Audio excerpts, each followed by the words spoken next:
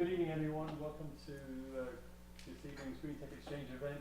My name is Tom McDowell. I'm the Vancouver Island Coordinator for GreenTech Exchange. I would like to quickly allow Steve Grundy speak to you from the Royal Rose University. No, thank you. Hi, everybody. Apologies, I've got an event happening in the castle.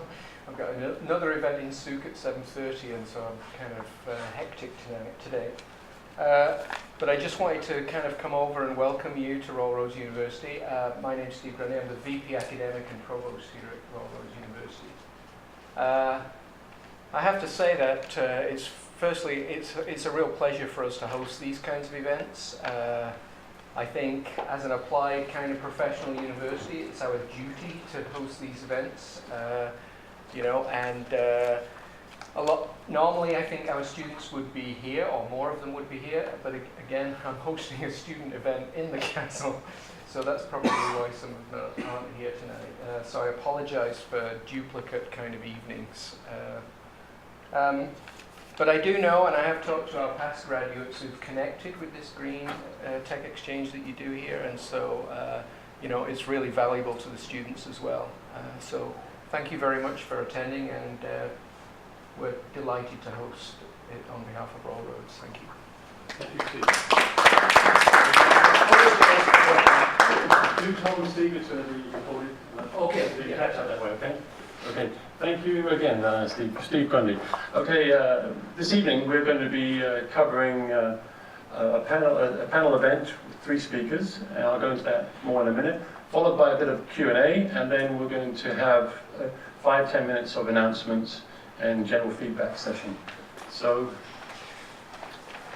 GreenTech Exchange, non-profit organization, industry-relevant networking forums with entrepreneurs, engagement with investors, student bodies at the higher learning centres on Vancouver Island and in the lower mainland.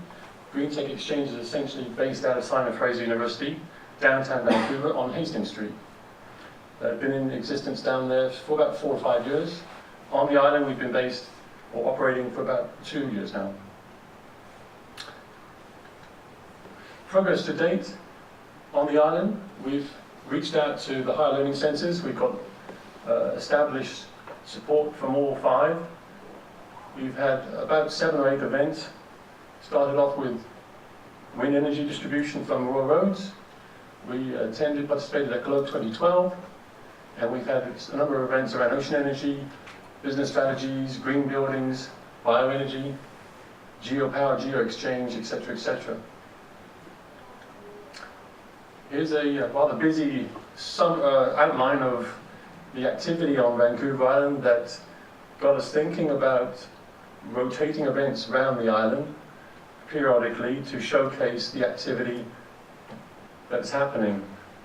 Port Hardy, of course, the Cape Scott Wind Farm, Campbell River, tidal energy.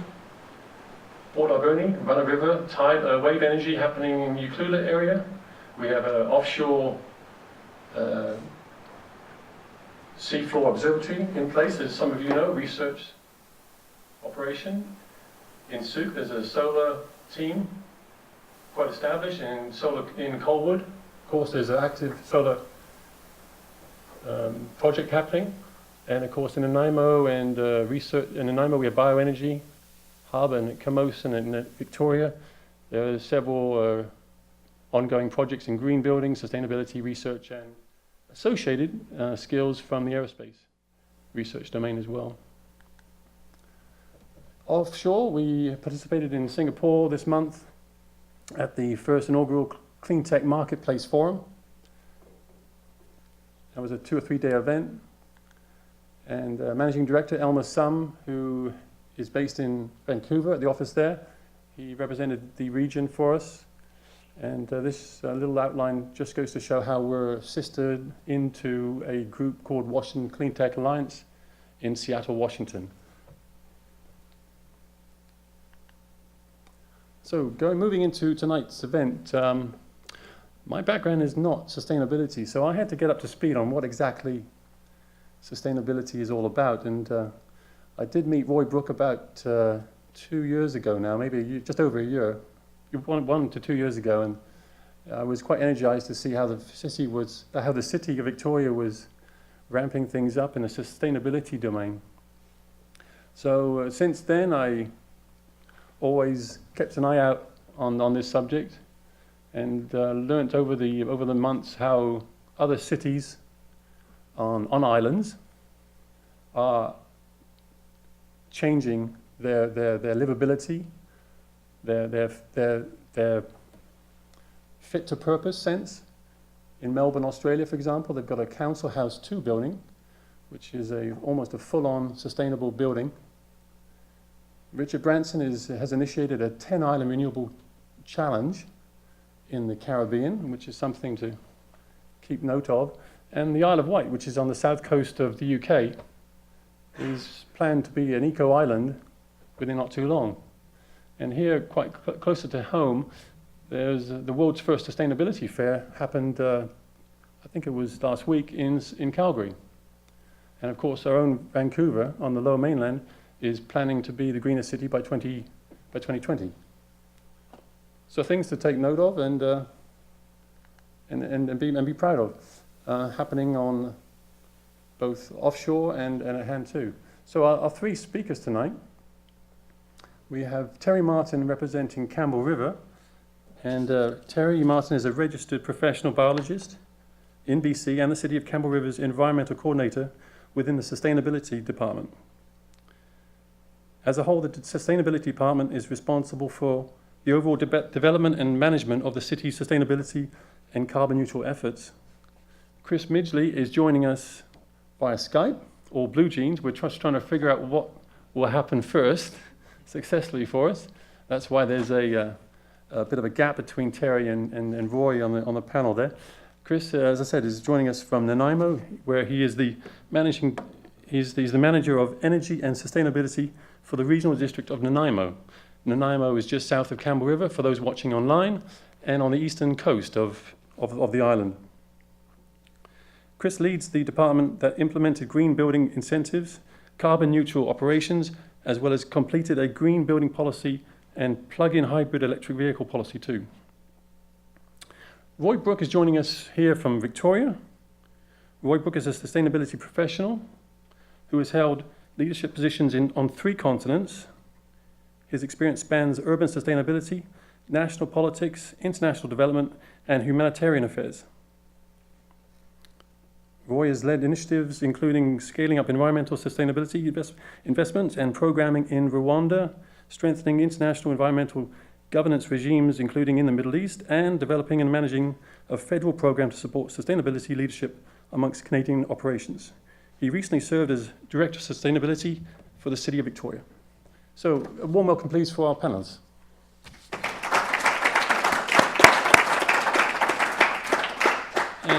And I'd like to ask Terry Martin to present first, if that's okay. Press this, and I also need the clicker too. Yeah, so. Thank you very much, Tom. Well, it's a real honor and a pleasure to be here, so thank you very much for asking me. When I came to the City of Campbell River, that was about 6 years ago, and I felt like it was quite an opportunity. I never thought about being involved with the local government. That was the last thing. As a biologist, I always thought, okay, well, you could work as a consultant or certainly the federal or provincial governments, and I had done a lot of contracting with them. But there really isn't a lot of money or job security in bird studies. And although I felt very pleased to work on 2 projects, each of them part-time for over 15 years, I had been, I won't say discouraged, because those projects, one monitoring black brant geese migrating up and down the coast and stopping in Parksville-Qualicum area, and so there was a concern about their staging habitat and protecting that. And then the other one was documenting bald eagle nest trees up and down the east coast of Vancouver Island. Both very satisfying jobs. And I got to work with a great range of people, both government types as well as the public, and many NGOs. But over the course of that time, I heard repeatedly, if you want to make a difference in whether it's protecting wildlife or nature, the environment, or contributing to a community, moving towards sustainability, local governments have so much power. And then all of a sudden, I was living up on Quadra Island, and this position became available for the environmental coordinator at the City of Campbell River.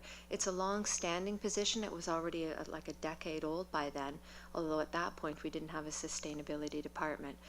So I applied, and here I am today, 6 years into it. So that's quite a pleasure. So let's see if I can do this. Beautiful. So we have about 15 minutes or so to speak.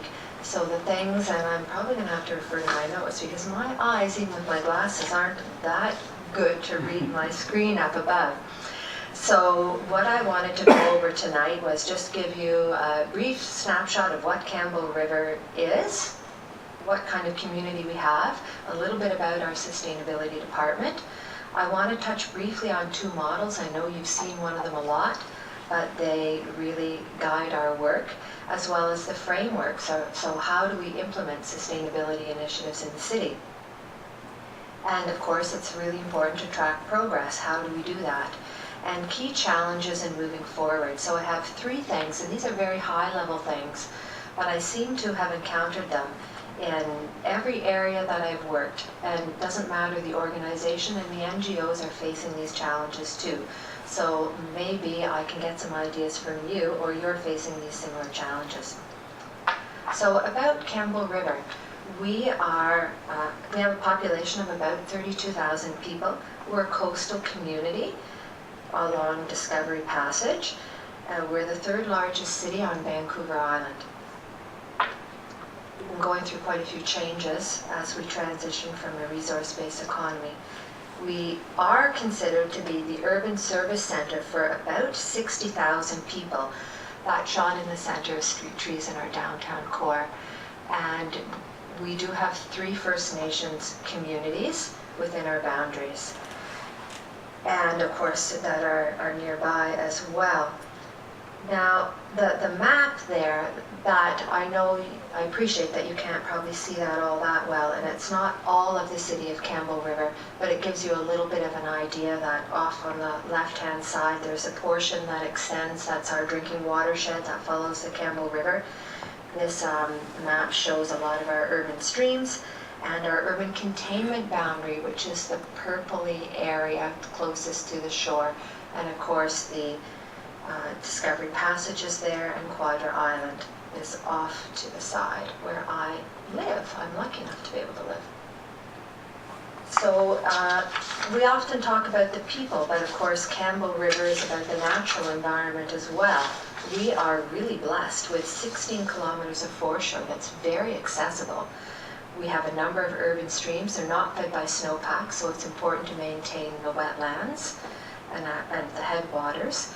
Our big Campbell River, of course, flows are modified by John Hart Dam, and we're undergoing seismic upgrades pretty soon through BC Hydro, and it's also a heritage river and home of Roderick and Anne Haig Brown.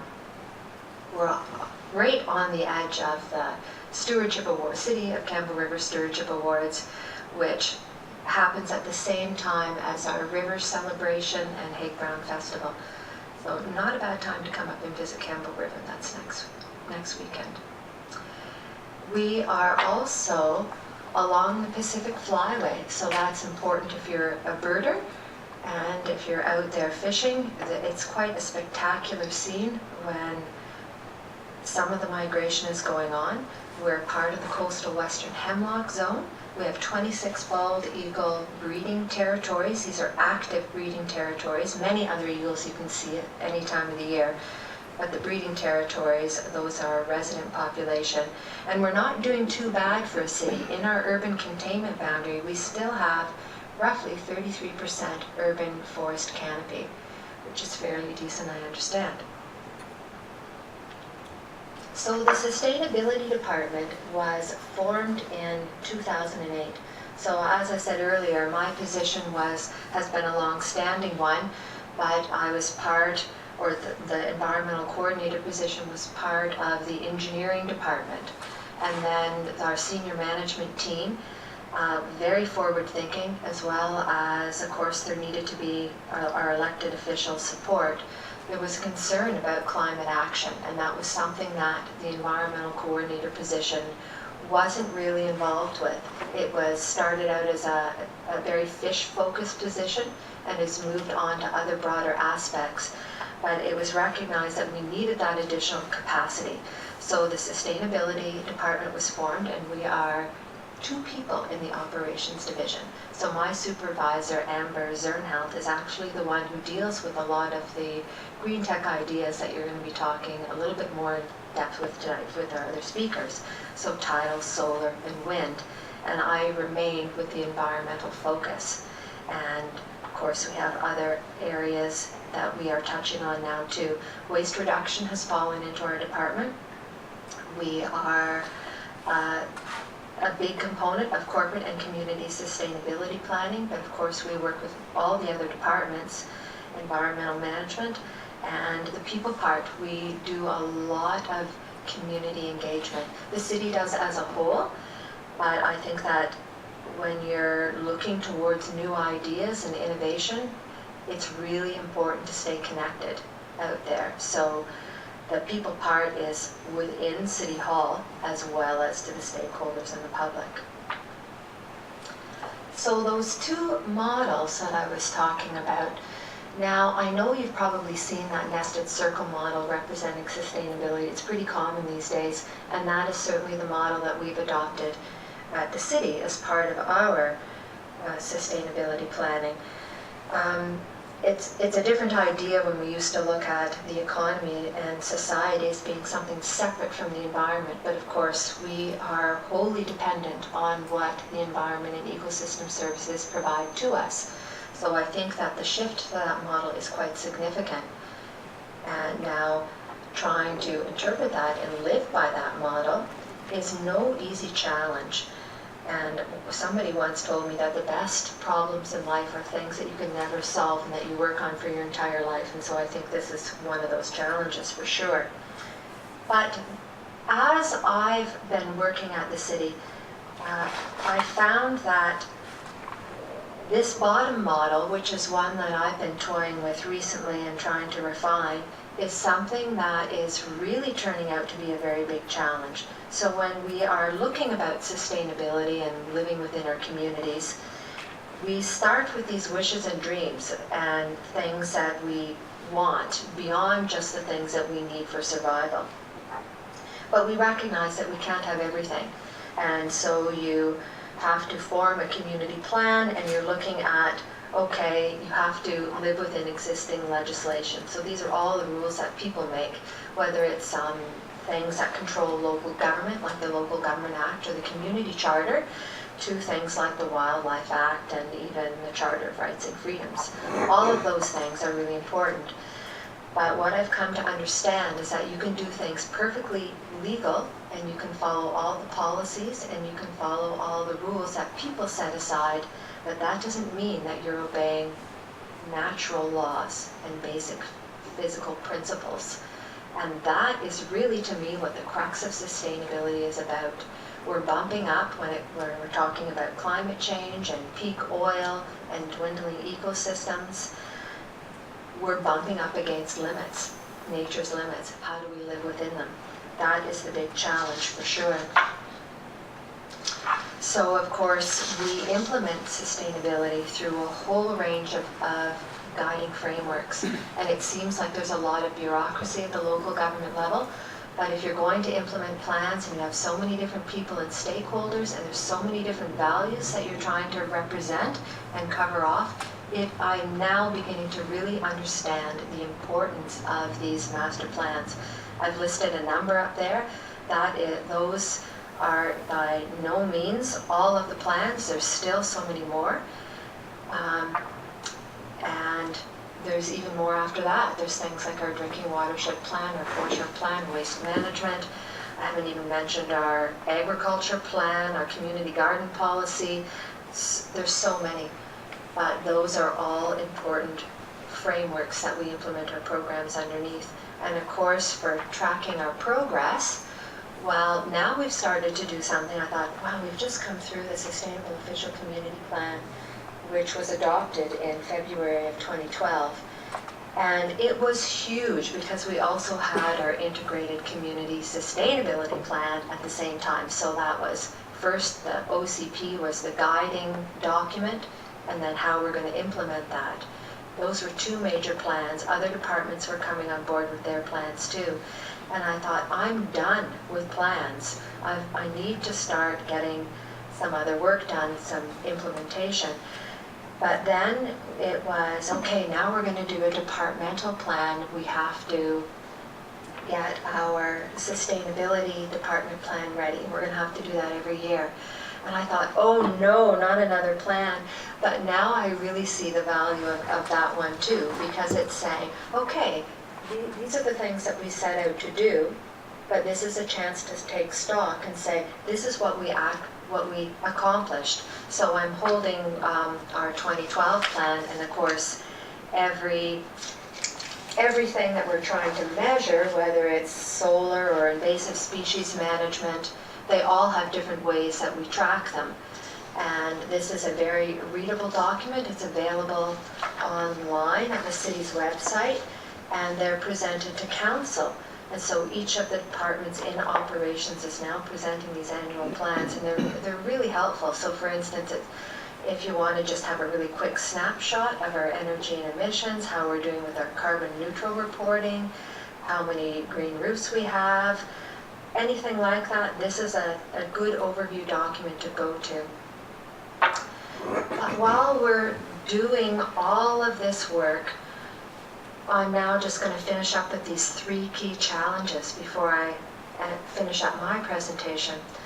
And so these are some really broad things, and I hope that they spark some discussion as we move forward.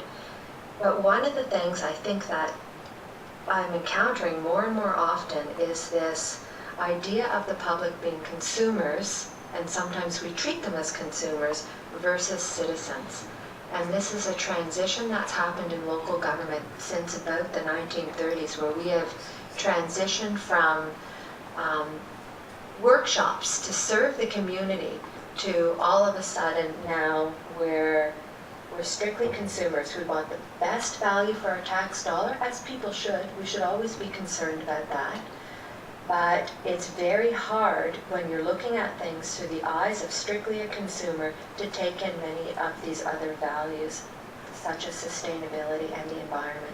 So all of these common resources that we need to share are not addressed very well through that framing of a consumer. So I read a great report called Our Common Future, and it's actually it's a UK report looking at NGO programming. And it's done some interesting studies that said, as soon as you give people an identical task and you ask them to look at it as a consumer and go through these tasks, then all of a sudden they're less concerned about community values, such as environment, sustainability. They don't conserve as much, and they don't care as much about the community that they're sharing resources with. But as soon as you present the same set of tasks and say, as a citizen, we would like you to fill this out, there is more of that sharing kind of viewpoint. So in that document, it's encouraging public programming, and we do a lot of it at the city, to really be mindful of offering economic incentives or focusing on how many dollars people can save, even though those are really important things to bring forward. It's telling us to be very mindful of pricing nature and trying to put a dollar value on things like community watersheds, for instance. So it was an interesting approach, and so I'm going to try to start incorporating that into my program. And of course, we are trying to counter that by doing a lot of things that engage the community. We did win an award for our community engagement when we were launching our Sustainable Official Community Plan. Our consultants led many, I felt, really valuable community exercises where it was sitting around maps and trying to figure out where we were placing density and how we were going to move around the community in a more environmentally friendly way.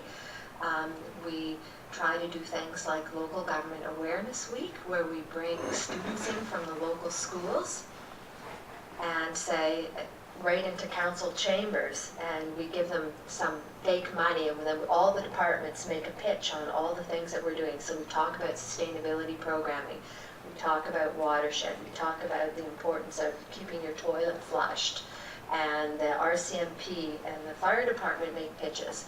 But the kids don't have enough money to vote for all of us, so they have to pick and choose services.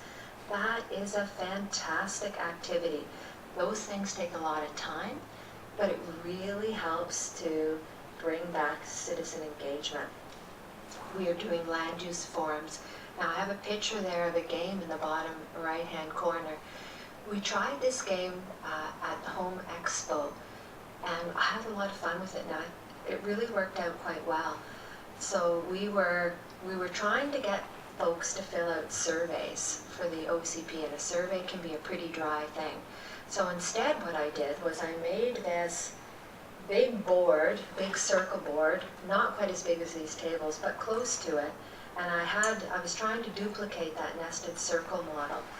So I made a whole bunch of different colored tiles, and on that outer circle was meant to represent the environment, an inner circle, the community, and the inside triangle was economy. So I had way more tiles than could fit on the board, and all of these little colored tiles on foam board were very attractive, and they had a very brief write-up on the back, and they were meant to fit into one of these three categories.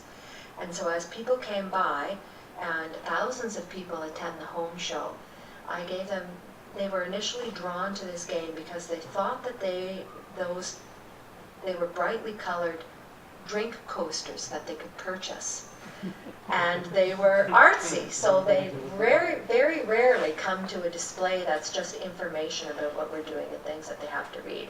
So they said, well, what are these tiles about? And I said, well, if you have a few moments, we're working on our official community plan, and I'm trying to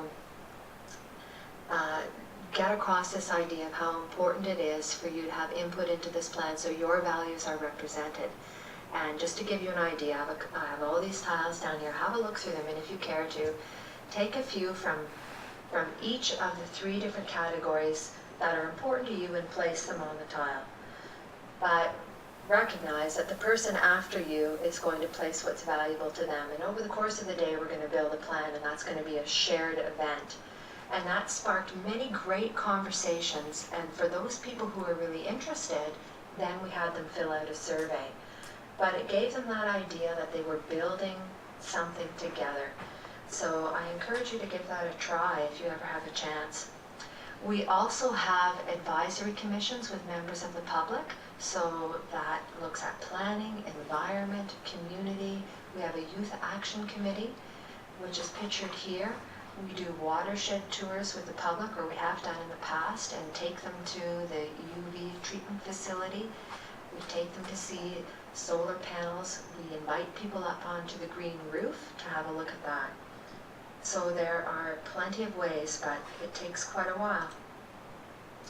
My second key challenge, and I'm nearing the end, I'm sorry if I'm taking a little bit too long, but there is a real tendency today in our move towards sustainability to focus on technology and to forget about a lot of the biology programs that we've had underway for a long time. They're both important. I am so happy that we are working on solar initiative, wind initiatives, tidal initiatives, but we can't forget about some of these strongholds about protecting the environment and trying to set aside environmentally sensitive areas. So when we're doing that, and now in the literature, I mean, part of the reason why we're going forward with all of these projects is so that we have less of an impact on the environment.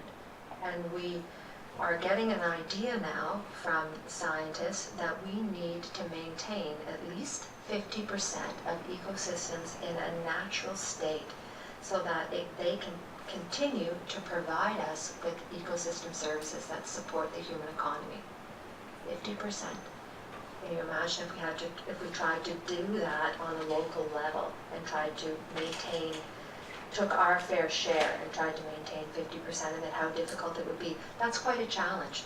And in fact, we're pretty well at that threshold right now, or nearing it. So that is, wow, there's some urgency in our sustainability endeavors. So with respect to biology, how we're meeting that challenge is we're really lucky in Campbell River. We have supportive staff at the city level, as well as through our elected officials and our community, as well as the many groups that are already out there, such as Greenways Land Trust, which is our umbrella organization to all of our stream stewardship groups. They have been working for a very long time to keep Campbell River as beautiful as it is, and to support all the programs, the forward-thinking programs that the city is trying to implement around technology solutions. So there's a recent report out by Richard Hebda, well maybe not so recent now, but that talks about mitigating and adapting to climate change through the conservation of nature and the importance of maintaining intact ecosystems to store carbon. That's important. This is my neighbor's sign. I thought you might get a kick out of. And you know, it's difficult enough for people to maintain our private areas of land. We do a lot of work trying to keep other people and interests out of it. And my neighbor is particularly vocal about not wanting trespassers on his land. But nature can't do this, so we have to do this for ecosystems. And it's not just for misplaced affection for chipmunks and daisies. This is our life support system. So with biology, one of the other things that I am very concerned about, I mentioned that we have 16 kilometers of ocean foreshore. It's a very low-lying area for a part of it, and we are suffering extreme shoreline erosion in many areas. So we have businesses there, we have private homes there. We've identified this area in our OCP as one of our greatest assets where we want to see development nodes. We are revitalizing the Island Highway, but we have a huge amount of infrastructure underneath that highway and in the intertidal area. We have sewer, water, storm. So this is an example of a very bad winter storm. And we tried to, it completely undermined the rotary seawalk. Right on the other side of that seawalk is the highway. And we didn't have any other infrastructure damage to pipes at that time, but there are other areas where that could happen. And we're having a real hard time keeping up with it. So we did this interim patch, this riprap patch, and we are trying to move away from seawalls and shoreline hardening because it intensifies the wave energy. It's not good for forage fish, which supports salmon, and we are having a bit of a challenge. So we got in quite a bit of trouble from DFO for that interim patch there.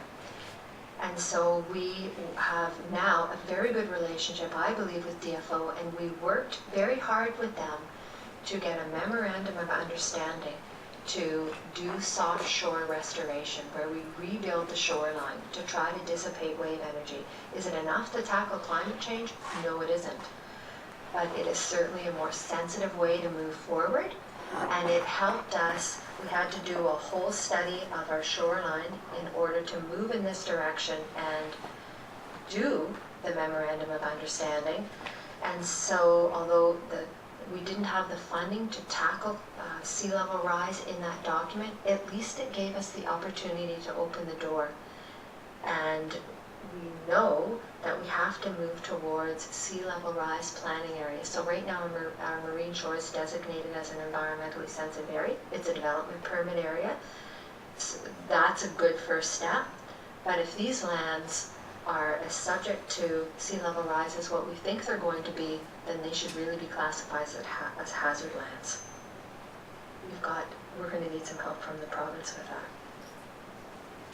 And my last key challenge is something that I call sustainababble, and this is a term that I heard from one of our land use planners, and there is so much confusion around this term that I find it very challenging.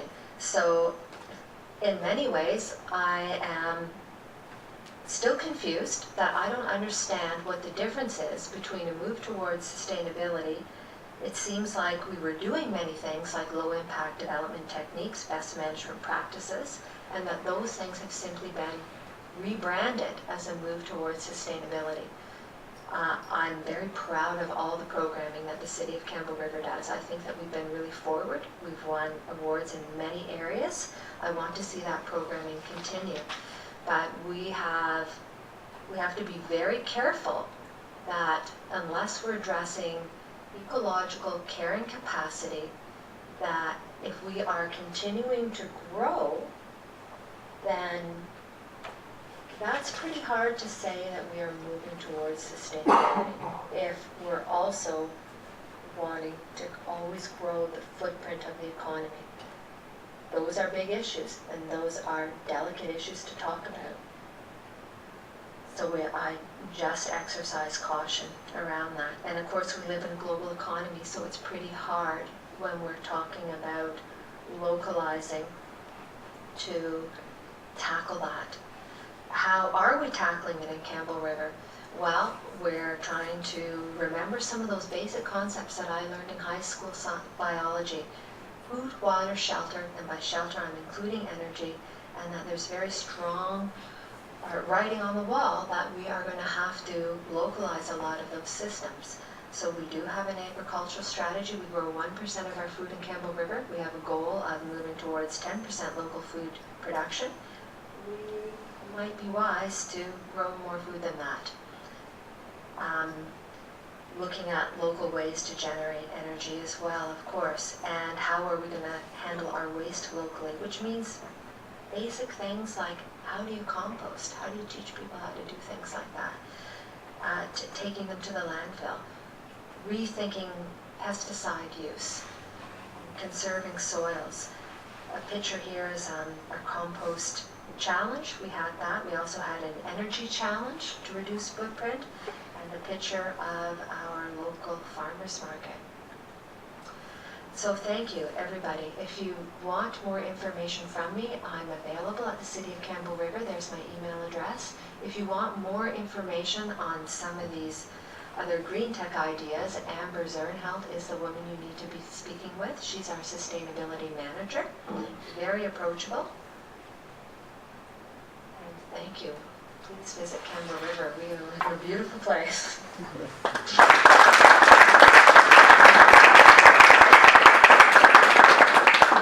Thank you, Terry. I really appreciate that. We'd like to invite the presenters on the stage now to actually take a seat, because we have Chris Midgley, I'm keeping my fingers crossed, joining us from Nanaimo. So to allow Terry and Roy to put Chris's presentation. Andre is in the room next door, hoping to patch Chris in. So just a few minutes probably is needed here.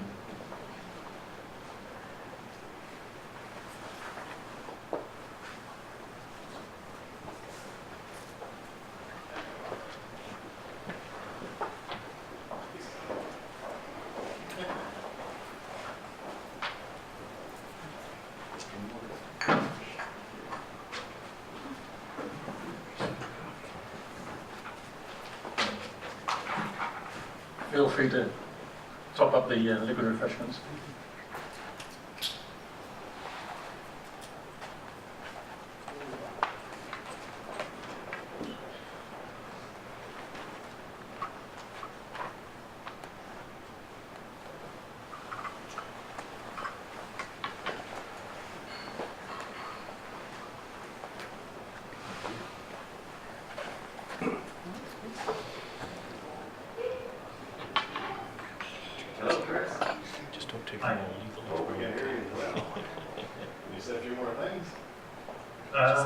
How's it going? My name is Chris Midgley from the Regional District of Nanaimo. I have one of those.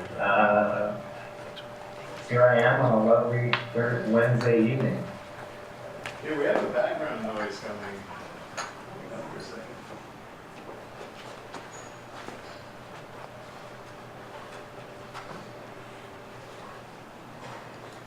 Okay, that's better. So go ahead.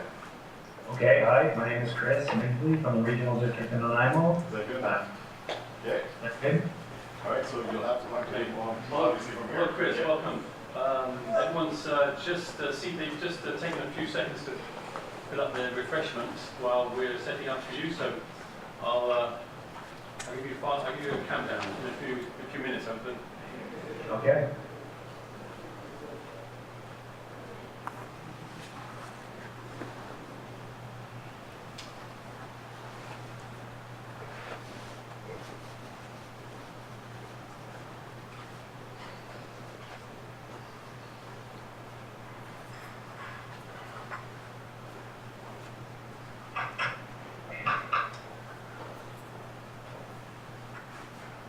Okay, Chris. 5, 4, 3, 2, 1, go. Okay, so I guess all I can see is Tom here, so I hope, I trust that I'm speaking to a room full of people. Well, you're speaking to a smallish group.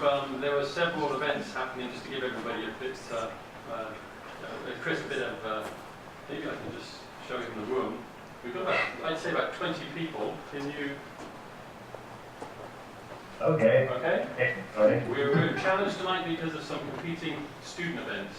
Sure. And an event downtown Victoria, but never mind, it is being recorded as we told earlier, so this allows Nanaimo to be represented. So over to you, Chris. Okay, thanks a lot. So first of all, of course, just want to thank everybody for coming out here on a lovely evening in September. So yeah, thanks for taking the time out of your schedules and days to participate and listen in on this conversation. So I'm kind of honestly flying by the seat of my pants here. I haven't had an awful lot of time to prepare, but just in speaking with Tom McDowell there, and thank Tom for asking me to participate, I thought it would be relevant within the context of GreenTech exchange to focus a little bit on a regional district level. So backtracking, I guess you've seen the agendas and so forth, but I'll just introduce myself a little bit. My name is Chris Midgley. I work for the Regional District of Nanaimo. My title is Manager of Energy and Sustainability, so I get pulled in an awful lot of directions, both looking at energy and emissions at the community side, as well as on the corporate side of the local government that I work for, but also looking at opportunities to bring innovation into capital projects, whether that be expansions to sewage treatment infrastructure or recreational facilities like parks, rinks and arenas, or vehicle purchases for our local government, the Regional District of Nanaimo. So what I thought I'd touch on for this evening is, now in speaking with Tom, my impression was that we would sort of be focusing on how Vancouver Island happens to be a bit of a hub for innovation and perhaps innovative thinking at the local government level. And I'm going to speak a little bit about the regional district perspective, as I mentioned. So what I thought I'd emphasize are two kinds of related ideas. So naturally, everybody talks about collaboration and working together and integrating decision making and all that kind of thing. But at the regional district level, that is a local government that's really predicated on the notion of regional collaboration. So in their inception, they were conceived to deliver services to residents best undertaken at a regional scale. So if you look back into history, regional districts emerged to provide sewer infrastructure and water infrastructure, conveying and drinking water, that kind of thing. We also do sort of your conventional current and long-range planning for electoral areas. So electoral areas being the areas outside of municipalities in the province that aren't incorporated. So we run the gamut of activities, but one of the key features being it's almost a voluntary confederation of a number of different jurisdictions. So within the Regional District of Nanaimo, we have 4 member municipalities, and actually the City of Nanaimo, but also the District Municipality of Lanceville, the town of Qualicum Beach and the city of Parksville, and then surrounding electoral areas. There's 7 electoral areas in the RDN. You've probably heard of some of them without really realizing it. For example, Coombs, where they've got the goats on the roof, that's in one of our electoral areas, as an example. So just emphasizing the notion of regional collaboration and the role of regional districts specifically in advancing innovative ideas. I think there's a critical role to be played, largely because regional districts tend to be an ideal level of government to bring ideas from a number of places together. So, as I said, as a confederation of a number of municipalities, you never know what you're going to get at municipal council levels and consequently at the regional board level. So at the political level, you don't know what's going to happen. One jurisdiction might be very different in political attitude and so forth than another jurisdiction. And as a result, you might have one municipality really focused on some interesting ideas within your region, but that's not at all taking place 100 kilometers down the road in another municipality. So what the regional district model offers is an opportunity or a hub for ideas in a lot of ways, whereby innovation and ideas taking place in one municipality can filter up to the local, just by virtue of contacts and good communication, interpersonal relationships, filters up to the regional district, and then there gets sort of naturally transferred across other jurisdictions. And it may be the case that one jurisdiction is willing to be a little bit less, take a little greater risk in implementing new technologies. And when a neighboring jurisdiction sees that it works, it becomes a lot more easy to make that a reality in another jurisdiction. So if you look at the regional district in Nanaimo as an example, the town of Qualicum Beach has, I would suggest, been quite the leader locally in, for example, bringing electric vehicles into their corporate fleet of vehicles. Not something that necessarily would fly in a lot of other jurisdictions. There's a lot of questions about range, and there's a lot of questions about, the life cycle costs and how long is the battery going to last and all that sort of thing. But once you have one local government saying, you know what, I don't care, we're going to give it a go. We're going to try, we're going to lead, and we're going to see what happens.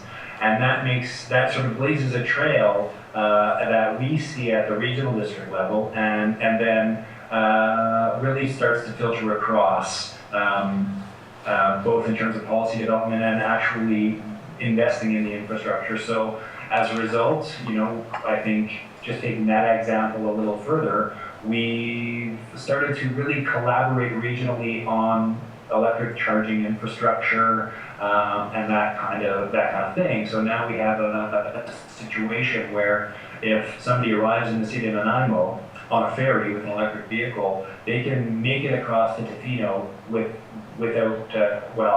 getting a charge sort of halfway across the island in the Coombs area, or they can get it to Qualicum Beach through Parksville readily and have ideas that can proliferate out of that for sort of an island electric vehicle corridor that would take someone from Victoria to Port Hart, that kind of thing. So again, when we at the regional district level develop relationships not just within our local government, but to adjacent regional districts and so forth, a lot of these ideas start to trickle up and then across, and you see a lot of good opportunities arising from that. So the point to emphasize, I suppose, on that is the importance of regional districts in operating as a collaborative organization, and the role that collaborative effort will play in advancing new technologies. Again, a small example perhaps is the electric vehicles, but there are other examples as well in terms of innovative approaches to drinking water management and undertaking feasibility studies for things like aquifer storage and recharge, where we would take surface water from the river system during the winter when the flow volumes are really high, and treating that water and then injecting it back into the aquifer to keep it full, if you will, the aquifer full.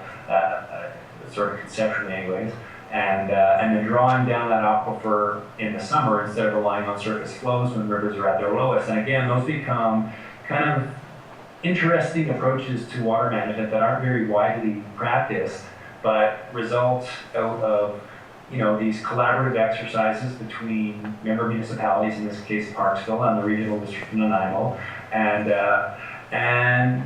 addressing infrastructure needs under the general sort of vision of building a more self-sufficient, resilient community.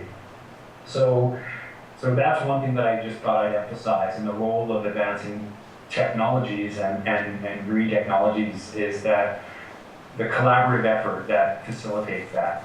The other thing that I just wanted to talk about this evening was a phrase that I've been sort of playing with in my mind, I guess, and I've raised it elsewhere, and I think it's an interesting idea, particularly as we often hear politicians and other members of government talking about how governments need to run more like a business. And I think the general view is that businesses are efficient and governments should be more efficient. But strictly speaking, as we all know, governments and businesses have a very different role, but I think both can learn from each other. And the idea that I've sort of played with and worked with is this notion of policy entrepreneurship. And that might sound boring to a lot of people, but strictly speaking, I think it is an approach to developing policies that are a little bit, well, I hate to use the word riskier, but more open to risk, or more open to perhaps, I don't want to say failure either, but they're open to challenges or difficulties. But again, when you think of that policy entrepreneurship, like the willingness to test ideas at a smaller scale, you can make interesting things happen at a local level, and again, through that regional model, transfer successful efforts widely across the region, and address, as well as sharing lessons learned widely across the region from a policy perspective, and to not undertake things if they're proving to be not especially successful. So, for example, one successful example of a policy approach at the regional district of Nanaimo relates to our local government collectively, member municipalities and the region, our commitment to carbon neutral operations, and I'm sure many of you have heard a lot about that, understand what it means and all that. But what we did at the regional district, again, this marrying of this notion of regional collaboration with this notion of sort of policy entrepreneurship, we basically crafted we crafted an agreement that would basically link us together in our efforts to inventory our corporate emissions and undertake regional projects to achieve sort of corporate carbon neutrality. Now, what that has enabled us to do is, at each local government level, we've committed to establishing sort of pools of money that we would dedicate toward these projects, collaborative efforts to work together on projects, but also, and perhaps most importantly, to actually sit down and encourage thinking at a political level about the sorts of projects that might fly. That would, on one hand, generate verifiable, legitimate kind of emission reductions to counter this corporate inventory, but also, and any kinds of innovative approaches that might associate with that, whether that's landfill gas collection and generating electricity from biogas at a sewage treatment plant, those kinds of things. Those sorts of actions are more difficult to undertake when there is a lack of that entrepreneurial approach to policy development. And that doesn't always arise from a local government itself. In the case of the carbon neutral operations, obviously that came down from the province. So the province generates, direction for the province as a whole, local governments across the province, and that falls to us to come to creative approaches. And again, looking at a regional model, I think there's a great deal of value at the regional district level to operate locally as a sort of hub for interesting policy ideas. So whether that idea originates from a resident out there in the middle of nowhere in the electoral areas, or one of the politicians in an electoral area, or from a sophisticated member municipality, it doesn't really matter. The idea is generated, it filters to up to a regional level where it can be sort of bounced around collaboratively and end up resulting in an on-the-ground project that would not necessarily otherwise have happened. So, without droning on too long, I just assume either turn it over for questions or let you guys get out early or whatever. But I thought I'd just leave it with those two ideas: sort of the importance of regional collaboration and the value in an entrepreneurial approach to policy development at the regional level. So thank you for listening, and if you have questions, I'm all ears. Okay, Chris, well, thank you for stepping up here, and really good to hear from the Nanaimo district for sure. Well, do we have any questions for Chris while he's on our Skype then? Anyone? Anybody who has been to Nanaimo and has questions after visiting? We are just passing the microphone to one of our attendees. If you could introduce yourself and then pose your question, that'd be great. My name is Jeff Stewart. I'm from Calgary, Alberta, so I'm not too familiar with the area. I'll speak up if you can't hear me. Just curious as to the powers that lie within the hands of the regional district of Nanaimo versus the political powers within the province and how they differ, and where that separation, especially on policy entrepreneurship, where they kind of interlap and overlap, sorry. Jeff, is it? Yes. Jeff, if I could just, because Chris, I think you may have had difficulty hearing that. Yeah. Did I give it away? I'm wondering what was on the floor for a minute. No. Chris, paraphrasing and knowing a little bit about Nanaimo district, in Nanaimo there's an advanced technology group called Innovation Island. Yeah. And would a entrepreneur lodge a policy change or propose an incentive or a product to the Innovation Island group, or would he or she present to both yourselves and the advanced tech group in Nanaimo? Okay, so if I understand that, is that a good reflection of the question? I believe it is, yes. Okay. Innovation Island is a great asset, I think, for us in the city of Nanaimo, and we have worked with them from an economic development perspective at the regional level, very, very modestly.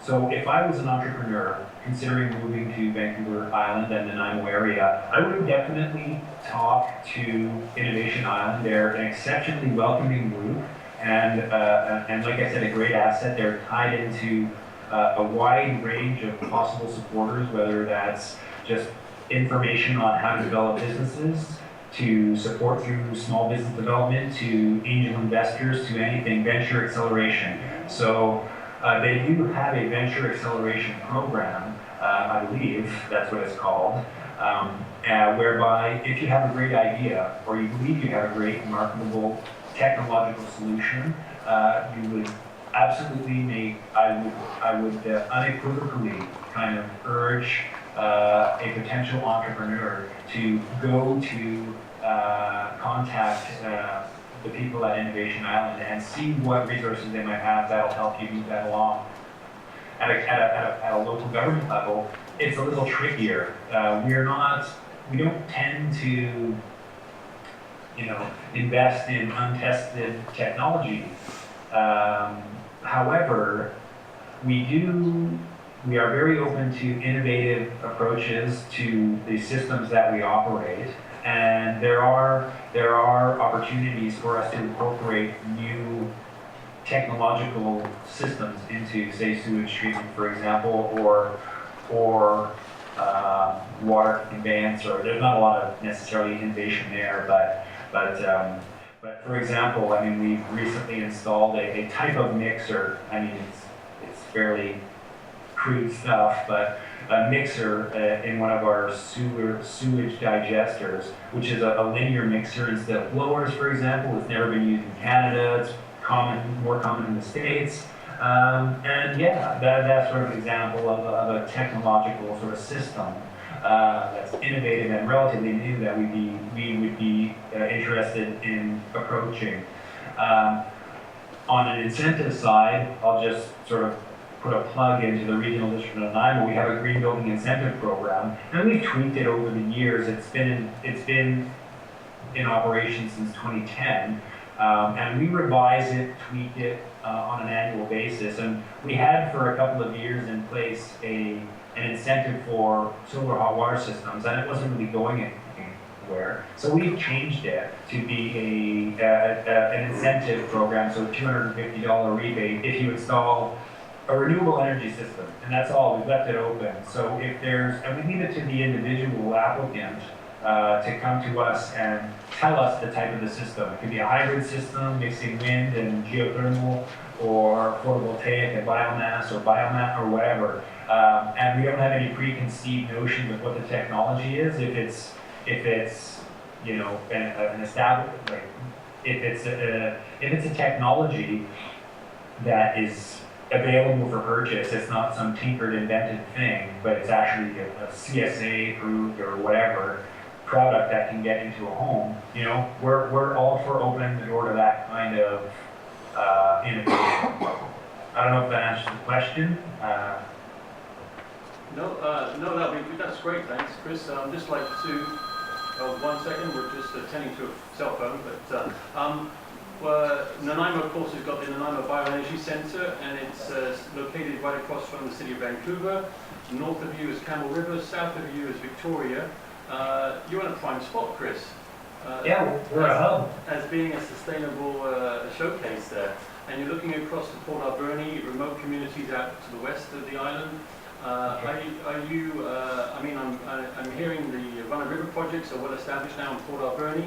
Are you sending your skill sets out there, or are you overseeing or governing any of those? No, we don't. You know, to be honest with you, I haven't had an awful lot of contact with the Alberni Flat Regional District. We've chatted with them and very limited contact with the city of Port Alberni. We haven't worked collaboratively with that particular regional district or those municipalities for my particular area, but that certainly doesn't preclude the possibility. Again, in the connections that we did have were in terms of trying to generate that island-wide electric vehicle corridor, which has generally come to pass, but less so on, say, the run-of-the-river stuff. There was a lot of interest anyways, certainly in the last year or two, on intervening in non-renewable energy kinds of projects, namely certain coal mine projects that were being proposed. So there was a lot of community and government coalescing around that issue, but not so much on, say, the run-of-the-river or other projects. We stick to our jurisdictions on those routes. We have sufficient kind of challenges just sticking to our own jurisdictions. Chris, can you speak at all about the geo-exchange pilot projects at VIU, perhaps? I don't really know an awful lot about those projects. I know they've got some great people up at VIU working on, as well as VHA, frankly, in this area, working on some pretty innovative renewable energy projects. So I don't exactly know what the geo-exchange details are. I do know that there's a gentleman that used to be working there. I don't know if he still is. His name is Daryl Amos. He would know that very well. And the VIU campus is a very interesting one. They have a lot of opportunities for significant transformation in their energy use, as far as I've heard. And so geo-exchange really seems like a viable option to me, given the nature of that campus. I could tell you more about the landfill, for example, than anything else, or some of our wastewater opportunities. So at our landfill, for example, we're working toward enhancing. We've had a landfill gas capture project at that facility for more than 10 years now, where I mean, as everyone knows, methane is particularly powerful greenhouse gas, and the extent to which you can destroy that and convert it into carbon dioxide and heat, essentially, and water vapor, you're doing the atmosphere a favor, but you're also generating energy. And so we've dedicated a lot of resources and a lot of time and energy. We've got a public-private partnership working there, and it has its challenges. I mean, a landfill is literally a dirty business, and it can be tougher than it seems to capture the gas out of there, but we're doing it. And we're generating electricity in partnership with the private sector at the BC Bioenergy Network, and are looking toward other opportunities, whether that in the future could include compressed natural gas for vehicle use, or district energy systems at adjacent industrial properties should they develop, that sort of thing. Okay, great. Chris, one last question, and then we have two more questions, and we'll let you go, okay? First one. Sure. My name is Julia Morlacci. I'm in the Masters of Environmental Education and Communication at Railroads here, and my background is in geography and environmental study. I actually had a question about the methane plant. I've had a private tour of it a few months back, but I was just wondering how much electricity is actually generated that Nanaimo is using. Chris, you may not have heard that. Okay, so a student at Royal Roads University doing environmental science. So environmental education communication in the master's program. A master's student in environmental education and communication. Very keen. She's visited Nanaimo, and she'd like to know if you know specifics about the amount of electricity, or would it be best that we direct her to the Nanaimo Bioenergy Center website? How much energy they're producing on a daily, monthly, weekly, hourly, yearly basis, I guess. I don't necessarily know. It varies. They've changed their system a little bit. Now I know they've got, you know what, I would be probably remiss to try to just guess right now what the actual production is. It's not sold by us. Or produced by us, the RDN. It's produced by our third-party private sector partner, which is Cedar Landfill Gas. So I can tell you how much natural gas we provide to them, which varies considerably from day to day, depending on like who knows what. Like I said, landfills are structurally complex, believe it or not, underneath them, and. So we're able to provide to them about between 400 and 500 cubic meters of natural gas per day, which gets treated. You knock out water and other siloxanes and stuff, and generate the electricity out of that. So I have a general idea about the size of the turbines they're operating. So these are conventional internal combustion engine turbines generating electricity. But I would probably be doing nobody a favor by giving the wrong information out. So, you know, I can find that out. I'm at my home right now, so I don't have it at my fingertips. But if Tom can get my email address out there, I probably have a business card I can just put up in front here. No, it's okay, Chris. I would like to introduce you to the student and also to Paul Liddy at the Bioenergy Center. Okay, and I think that should complete the loop. Okay. Sure. That's okay, Chris. One more question from the audience. Chris, for you. Any more after this gentleman? Okay, we have, well, yeah, one more then. I'm Scott Aiken, and I drove down from Nanaimo today. Okay, Scott Aiken from Nanaimo, Chris. Okay. I agree that Vancouver municipalities are innovative and are willing to experiment with policy, and I strongly agree that the regional districts play an important role in communicating that and helping us all learn by doing. But it seems to me that that's where it stops. There's very little island-wide coordination of these experiments and ideas, and yet we're here today to talk about Vancouver Island as an entity. What's missing? Yeah, that's a fair question, absolutely. Did you? Okay, Chris, you okay with the question? I think I heard that. What's missing essentially in translating perhaps local innovation and good ideas locally up a level to be island-wide effectively? Yeah, that's a fair question, a legit question and a good question, and I don't necessarily have the answers. I think in some cases we do see that happening, but I won't focus on that. I'll focus on why I think it isn't happening. I just, honestly, and it's probably mundane to hear it, but so many local governments are pushed with their work plans and whatever else that there isn't a real opportunity to collaborate. Well, you know what, there is. And it depends on the sector that you're talking about. I know that in the solid waste sector, for example, there really is a lot of dialogue that happens, not just on the island, but province-wide, where you don't see the transfer of information happening. It's with the smaller scale stuff, like the huge stuff, sewer treatment, water conveyance, garbage collection, all that. I think there's a lot of good cross-pollination. It's with the little things that you don't necessarily see it that occupy a lot of people's times and really address a lot of community members' interests. Again, for example, the Green Building Incentive Program that we have, why isn't that everywhere? And why don't, and I've explained at other local governments how that program works. And I hear that they just can't get the money. They just can't get the money to make these sort of essentially discretionary programs go forward. And from my perspective, I don't agree, because we got that money, and it wasn't that difficult for us to generate the funds to do it. And it's small funds when you look at the grand scheme of how the organization works, and it generates huge sort of political hay. Like the politician, the residents love it, right? They're getting a $250 check from the government or a $50 check or whatever.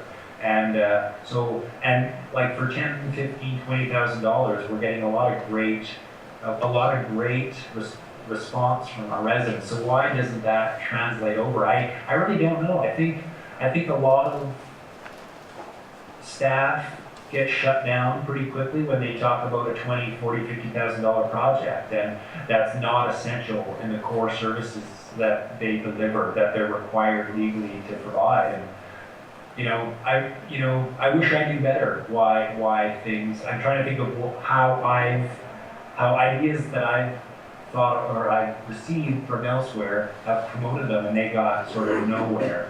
And it's just, you might get an elected official that you're trying to present the idea on a bad day, and they just, no, we're not doing that.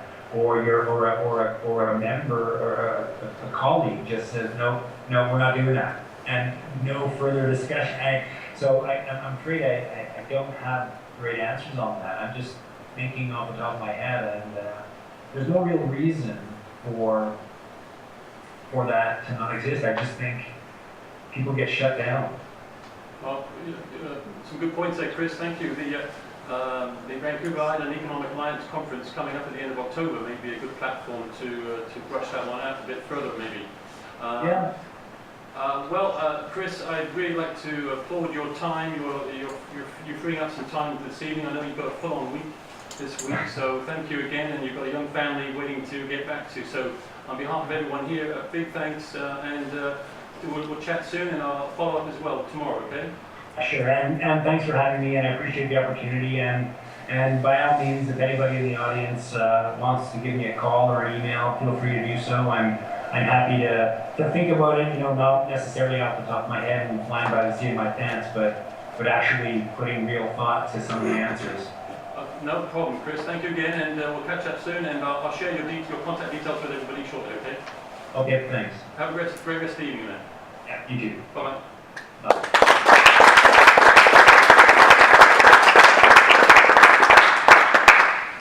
Okay, now waiting to complete this evening's panel is Roy Brooke. And here is the presentation. Okay. Well, thanks indeed for waiting until the bitter end to see if I have anything interesting to say. Hopefully I won't disappoint. I'd actually like to start with a confession.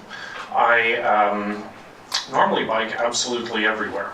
This evening I drove here, and I drove here at 5 o'clock and faced the infamous Callaway Crawl, which I'm very unused to because as a biker. And suffice it to say, I would have gotten here faster if I had pushed my bike the whole way. And so the lesson that I've taken away from this is that if you ever want to get out here at rush hour and you're too lazy to bike, push your bike the whole way. Okay, so confession's over. Tom asked for an update on some of the initiatives or activities that are exciting in the Greater Victoria region. And it's really hard to narrow down. If we just think of, for example, this very building, very energy efficient, LEED Gold. If we think of the Royal Roads campus, Camosun College, for example, is testing hydrocarbon monitors and detectors in the stormwater system. If we think just a few hundred meters away, there's the Solar Colwood thermal initiative that our very own Judith Cullington has been leading and will hopefully expand across the region. So what I thought I would do is settle on 4 examples that I think typify broader strategic approaches that are underway in the region and that I think are particularly powerful. I'd also like to note in the confessions department, I'm not a complete Luddite. I actually did this presentation on my Mac, and the formatting didn't carry over. So if you can imagine something that was really beautifully done on my Mac, you'll have a better impression of what this was supposed to look like. So the first thing I'd like to speak about is the greening of grey. And if you're thinking of swiping that title, The Greening of Grey, I will warn you that I've got an article coming out soon by this name, so I will I'll try and head you off and ask you not to steal it. I took this picture last night at the Hillside Centre in Victoria. And if you look at it just very quickly, it seems like your average construction site. What may be slightly less obvious are things such as the rain garden in the foreground. This will absorb hydrocarbon, fecal matter, any kind of runoff from the road. What you also can't see is that all the parking lots in the redeveloped parking lot will have porous pavers underneath them, so that all the rainwater that falls, instead of doing as it has traditionally done in urban areas, namely catch pollutants and run into the local watershed, it will filter back down slowly through the water as nature intended it to do, and arrive back in the water table or out in the harbor, wherever it finally goes, largely cleaned. And so this new site will absorb everything, all the rainwater falling for everything up until a 1 in 10 year storm event. So some pretty big rainstorms. And even the roof of the new Target that's going in here is going to collect, all the rainwater will be collected from the roof of the Target and will also funnel back into the water table. Another very comparable example is the Fisherman's Wharf Rain Garden downtown. Some of you may be familiar with this. If you look at the inner harbor of Victoria, there used to be a very underused soccer field. A bit of an eyesore, really. People maybe walk their dogs there occasionally, but a bit desolate. The city has redeveloped this with social, environmental, and economic objectives in mind, and the one I'll just mention is the rain garden there. Now 14,500 square meters of local tarmac drain into there. So instead of all the hydrocarbons, the grit, the filth, the dog feces going straight into the inner harbor, they filter through a bunch of plants that will, in a gully, in effect is what you could envision, and these will decompose, degrade all of the pollutants and allow cleaner water to rejoin the water table and then back out into the harbor.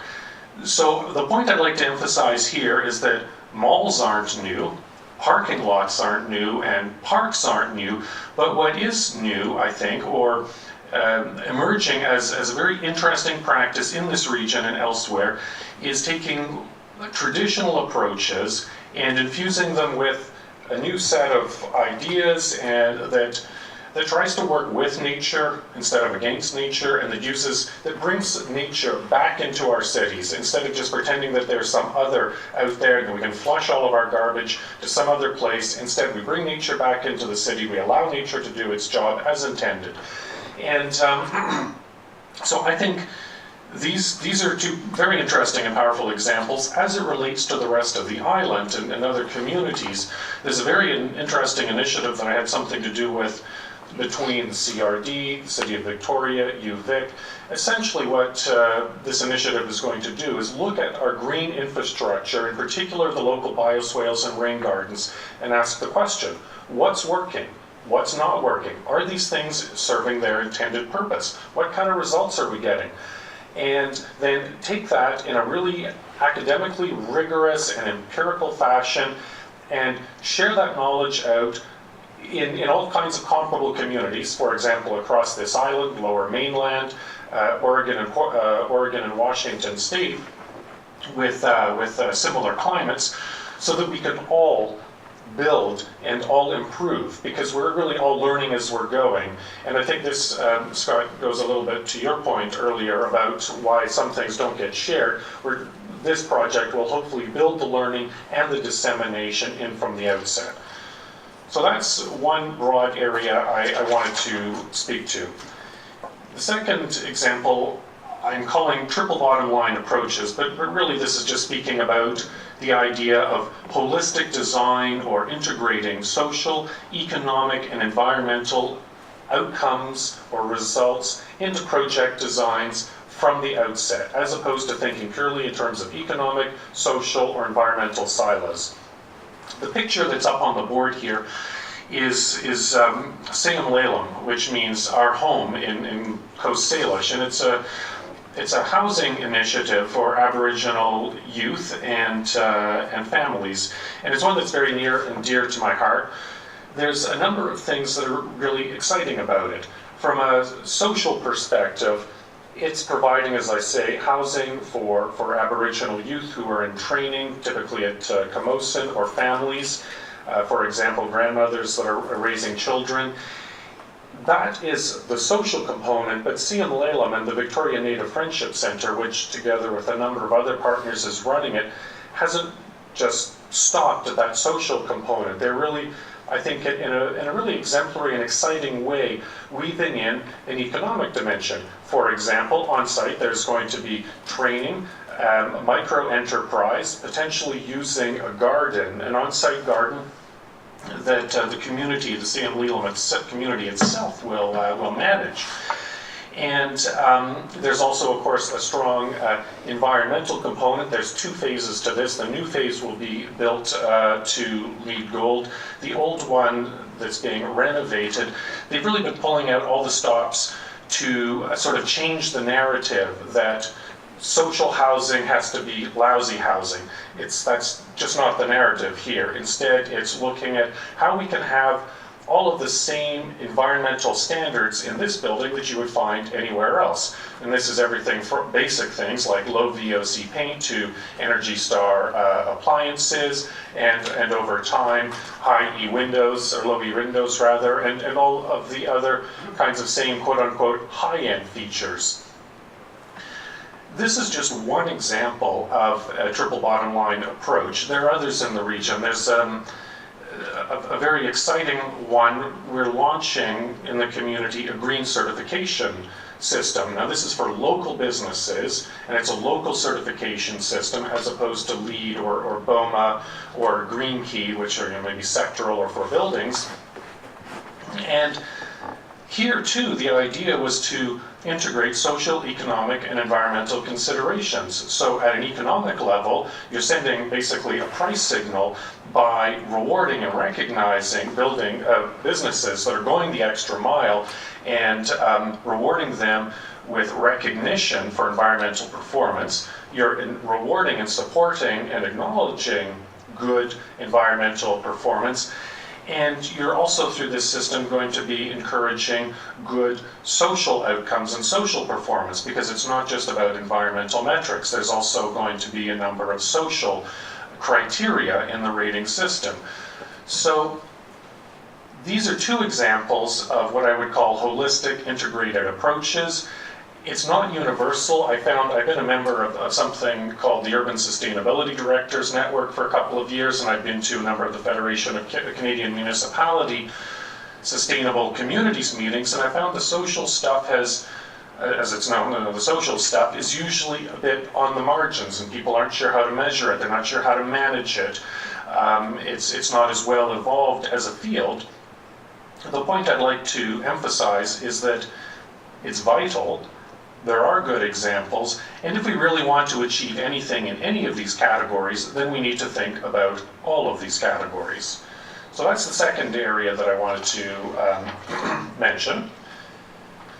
The third area, the picture on your left, this is the Inner Harbour of Victoria. The picture on the left is what is the sea at what we now know to be normal conditions.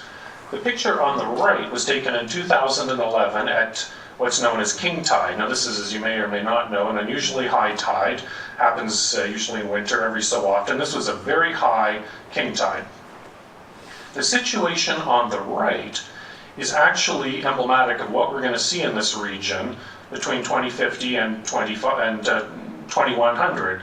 We know that the sea level is going to rise by between 50 and 100 centimeters during those dates.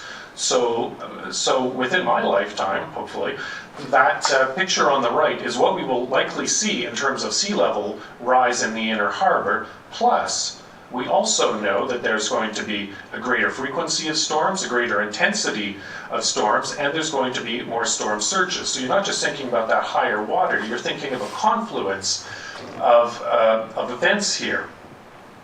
And what all of this means is that we will need to rethink development patterns, where and how we develop. And there's, in this connection, three things I'd like to highlight.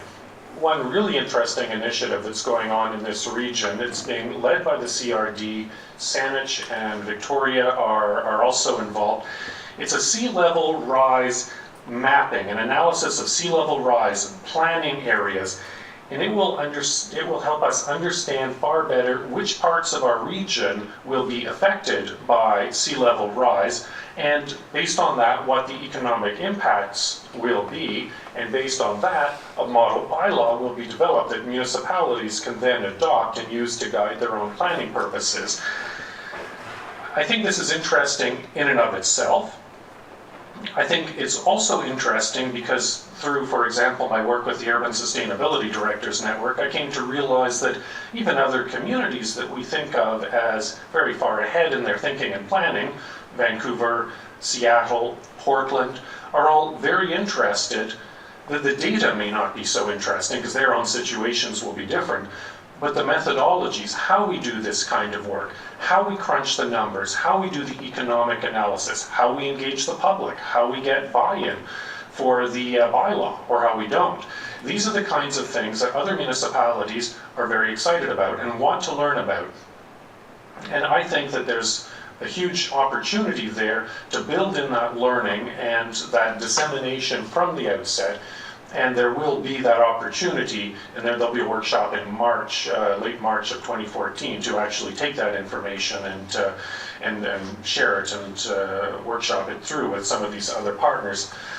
The third thing that's interesting in this connection, I think, is what Tom mentioned at the outset, and that's that there's many islands, there's many coastal areas that have situations, if not identical or similar, at least analogous to our own. And I don't think we should undersell the extent to which we can either help other communities or sell services and knowledge to other parts of the world and to other islands. I think this is a knowledge base and a skill set that we have, particularly with two great universities and a great community college and all the federal centers of excellence in the region. And so you take this all together, and on the one hand, we're doing interesting work. On the other, there is an even greater opportunity to extend and expand that impact elsewhere. The next slide looks incredibly dull, but the idea behind it is hopefully a bit more interesting. It's a slide about collective approaches. There's a ton going on in this region from a sustainability point of view, and that's not just a throwaway line. We did, together with Van City, MyTax, UVic, and other partners, some foundational research that looked at all of the different green economy work that is happening in the region. And we used a broad UNEP definition for green economy as an inclusive definition. There are there's about 29 to 30 green tech, clean tech businesses. There are sectors that are greening in their entirety. There are organizations which maybe aren't green businesses in any typical sense of the word, but which are nevertheless trying to green their own operations. So a big cluster of activity, but it's very fragmented. And again, that's not a throwaway line. That is something that through quite a lot of intensive research, we found that people don't talk to each other. People work in their own silos. There's not a lot of cross-fertilization. So for example, you might have neat research going on at UVic or at Royal Roads. You might not see it being applied, tested, or commercialized, even though there might be a crying need for it 500 meters down the road. Why? I think, Scott, this goes back a little bit to your question earlier. Part of it is a lack of dialogue, a lack of a mechanism, and a lack of a forum for sharing of information, for alignment around goals and outcomes, and for sharing of resources. And so what has emerged from this is, as you can see there, the Greater Victoria Green Economy Initiative. And this has in it a very disparate group of different players: the universities, Van City, some of the municipalities, some consultants, the airport authority, a whole wide range of characters. And what we're seeing, just by virtue of the network being created, we're starting to see dialogue happening between different players who otherwise might not have talked to each other. We're starting to see, slowly, but nevertheless surely, some alignment around some issues of common interest, and we're seeing some practical projects emerge. For example, the green certification system that I mentioned earlier, the roots of that project were as follows. The West Shore Chamber of Commerce was thinking of doing something on the West Shore. Some other players in Victoria were thinking of doing a similar sort of certification system, which is itself typical of the situation that we have in this region with 13 different municipalities. A bad situation is that you have no green certification. A worse situation is probably that you have 2 or 3 certifications and confuse yourself and everyone else. And so just by having this network and having the different players together, we're able to say, look, why don't we create a common basis or a common platform for this green certification? People can implement at different rates, but we have one system across the region. And that's basically what's happening. And so this idea, this collective impact model, which is the model we're using, is based on some research from, I believe, Stanford and a couple of other universities. It's nothing, it's fancier than it sounds. It's actually fairly basic stuff around networks and working collectively with a few, probably mostly marketing twists on it. But I think there's an important point here, and that's that together we can implement useful things, but we won't get them necessarily to scale. And scale, finally, maybe you choose a different word, but scale is finally what matters. It's nice that we have one passive house in Victoria, but that doesn't make a difference, really, even at a neighborhood level, let alone a citywide level. It's nice, it's terrific that we have Dockside Green, but that's just one development. One of the key questions is how to replicate, how to achieve scale, how to get this everywhere. And I don't think this model up on the screen is the answer, but it's certainly a part of the answer. Having people work together, give up some of their individual little pieces of control in pursuit of broader objectives. And I would argue in the context of this discussion that we shouldn't just be thinking of this initiative as stopping at the gates of this region. Why wouldn't we think of including Campbell River, of Nanaimo, of the entire island, of potentially parts of the lower mainland, or indeed other Cascadia cities? And just to provide one illustration, there's always talk about wouldn't it be great to tap into the Chinese market to sell solutions. Someone who recently went to China was telling me that they went to, the name of the city escapes me, but at one tech park in one city, they had 15 different foreign universities involved. And in the scale at which stuff is playing out, we would be like a tiny little fragment in the equation. We couldn't tackle one suburb in China, let alone the country. But if we team up with Lower Mainland, some of the other Cascadia cities, and start to export what is interesting and useful and good in this region to other communities, then I think you start to have the basis of something that's far more viable. So all of that to say, the Green Economy Initiative, it's starting to go well here, it's producing some results. I think, and the more I listened to the two other presentations from Terry and Chris, the more I thought we really could, over time, expand this. The final thought that I want to conclude on has, the picture has nothing to do with Victoria. I took this at the entrance to San Francisco. As you get off the plane, you're greeted with this sign that says basically, welcome to San Francisco. We're working with a nation's university to implement and test green technologies here. In effect, they've made their airport a living lab, a showcase. My question is, why wouldn't you walk with this region, with all the kind of political impetus? When I say political impetus, I'm speaking here of the level of interest in our population. With all of the interest in our population in sustainability in all its guises, why would this place not become a living lab of some description? All of our 13 municipalities are regional governments. These could embody sustainability in their procurement practices, in the kinds of buildings that they build, in the kinds of technologies that they test, in the kinds of hiring, to bring back the social element, in the kinds of hiring that they practice. Just as a quick example here, Trail BC, a very heavily unionized town, has done a very interesting initiative in which the city, the municipality, hires people who face barriers to employment. So that may be people with a mental or physical or other challenge, and they hire them. Those people represent 10% of the workforce, yet in all the places I've worked, 10% of the population, all the places I've ever worked, they're more like 0.0001% of the people that work around you.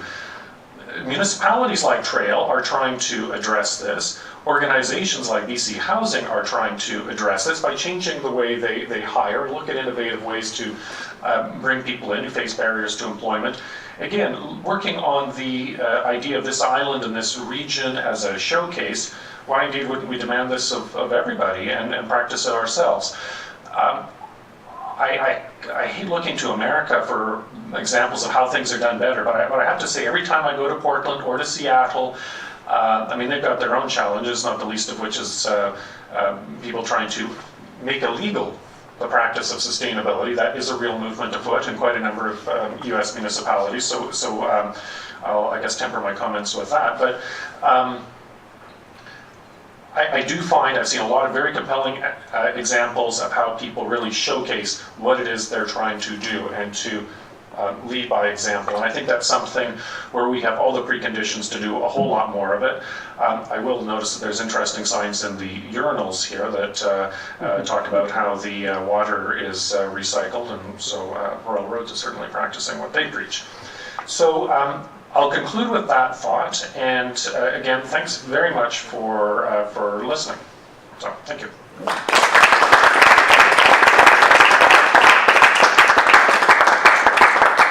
Thank you, Roy. I would just now like to open up, if we wish to have a bit of Q&A with both Terry, Martin and Roy Brook on the stage here. And we have a microphone if you can raise your arm, and we'll start with Nancy, is it? Yeah. I was just thanking both of you for your presentations, which were very interesting. I think I'm okay. Recorded, so Oh, it's being recorded. Okay. Yeah. If you could introduce yourself again. Yeah, Nancy Balcom. I'm a student, and I say that I'm rebranding myself and interested in sustainability, all things sustainability, particularly around small business. But anyway, I'm interested in this project that you were talking about, where Target was collecting their water, and I'm curious about green roofs. Is there anything going on around here in that area where they actually have plant material and stuff on the roof? It's funny, we were chatting about that just before the meeting. There's a surprising, I'm surprised how few green roofs there are here relative to Vancouver, for example, relative to Seattle, Portland. One thing that I think will change, there will be in the region soon a stormwater utility, and what this is going to do, it sounds really dull, but it's actually kind of exciting.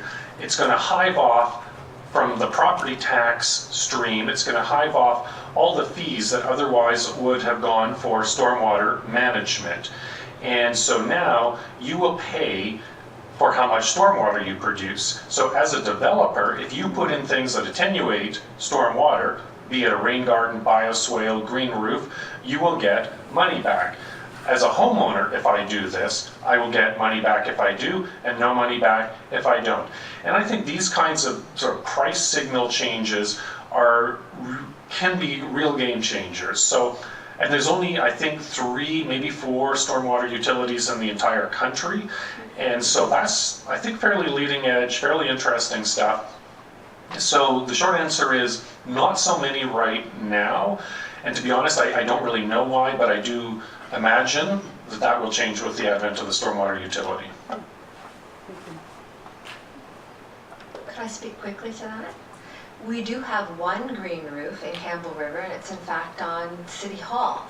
So if you ever have a chance, if you're in Campbell River, please come and take a look. We often give tours up onto the green roof. Now, that's a long-standing building, and so that was a joint initiative between the Sustainability Department as well as facilities. So we have an inner courtyard area where staff can go out onto. And before, it used to be back in the days when you were able to smoke and there were a lot more smokers, that was just sort of a gravelly, very unattractive area. And nobody would really want to go out there unless you needed a place to get out and have something to smoke. And yet the inner ring of offices look out onto this area. And so there was, well, how can we make this a more pleasing environment for the staff that works there? The structure of the building was meant to accommodate something like a green roof and do something good in terms of prolonging the life of the roof, sequestering a little bit of carbon, and somehow managing to deal with the stormwater a little bit more effectively. So that area now has trees and some native plantings. It's where we host our staff barbecues, as well as do tours and sometimes hold meetings and special events on occasion or ceremonies. So we're very happy about that. Now the upper part of the green roof, you don't go up there on a normal day-to-day business. It's generally closed to the public, although we can get access up to it. And that has a much lower layer of plants and some special rocks. And when you first see it, it's hard to recognize sometimes the pattern, but it was made to, you can see it from an adjacent road especially, to reflect some of the scenery that you can see across Discovery Passage on Vancouver Island. And so it's really quite pleasing. Some of those plants they require a little bit of maintenance on the top part, but we hope to lead by example. That is the only green roof so far in Campbell River. Hopefully we can move more in that direction. Certainly made a big difference to staff. Can I add one thing to that? Absolutely. I just thought of another reason why there may not be as many green roofs around here as we might like, and it's 3 letters, ROI. If I, as a return on investment, if you gave me $500,000 and said, okay, you've got to choose where to spend it, and I could choose to stick that same $500,000 on into a green roof, which would also necessarily, A, would be expensive, B, would have ongoing maintenance and operation costs, or take that same $500,000, change out light bulbs to LED or put in low flush toilets or low flow shower heads or something. I'm going to get a payback in probably 1 year versus maybe 50 or 30 or something with the green roof, particularly considering that we don't have a massive heat island effect here and we don't have really painfully hot summers, which the green roofs will attenuate. So I think there's probably good financial reasons why you might choose something else over a green roof here. And I'd just like to add a few things. Just add a few things on that in Vancouver and in Victoria and a couple of other smart-looking townhome developments that are going in. I wouldn't say they're green roofs, but they're approaching green roofs, canopies over the driveways. And it's just a sense that developers are really taking note. The Atrium building, you may have mentioned it, but I don't know if it's a green roof, Roy, but it's certainly a terracing system they have, which is also an interesting one. I think the BC ferries are based there, is that right? Yeah, That's it is a green roof. It's a full extensive green roof. Oh, is it? It's a full, I've never been to it, but I've heard about it. I've been up there. Oh, you have? Okay, I've yet to have time, but I've met some of the architects. So yeah, it's happening across the island, and yeah, any more questions then from the audience? Is it Jeff again? Jeff Stewart, a student at the University of Calgary in Sustainable Energy Development. Roy, this is more to you on your second approach when it comes to the triple bottom line, and adding those initiatives to the home or to the small new entrepreneurs that are coming out, instituting incentives to look at the the social, the environmental, and the economic aspect of it. How do you overcome the barriers of the believed increasing cost to implement them over a long-term payback period for companies to implement some of these technologies or strategies? It's a terrific question, and I think it cuts to the heart of the matter, which is why, in the face of seemingly insoluble, intractable global environmental challenges, does our response seem so tepid? So if I knew, I would have solved world hunger and everything else by now. But what I think there's a few parts to the equation. I think one thing that's vital in my experience is getting wins on the board and showing it in one place and then communicating success, because there's nothing that breeds success like other successes. So I think, and a related component of that is networking and sharing the knowledge of what has worked and why it has worked. I think another aspect of that is not just sharing and having sort of flimsy anecdotal evidence around it. I saw this neat thing in San Francisco, why don't you guys try it here? It has to be real, it has to be quantifiable, or else it's just not going to work.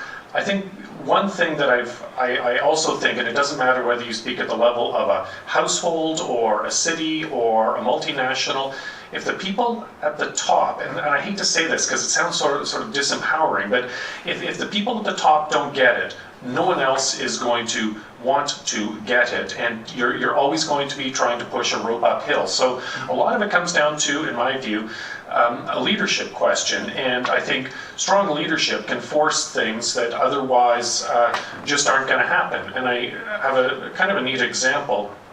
I spoke to a board member from Procter & Gamble a little while ago, and the CEO several years ago said, look, we want to go to this 2X laundry detergent, the stuff that is twice as powerful, takes half the amount of size.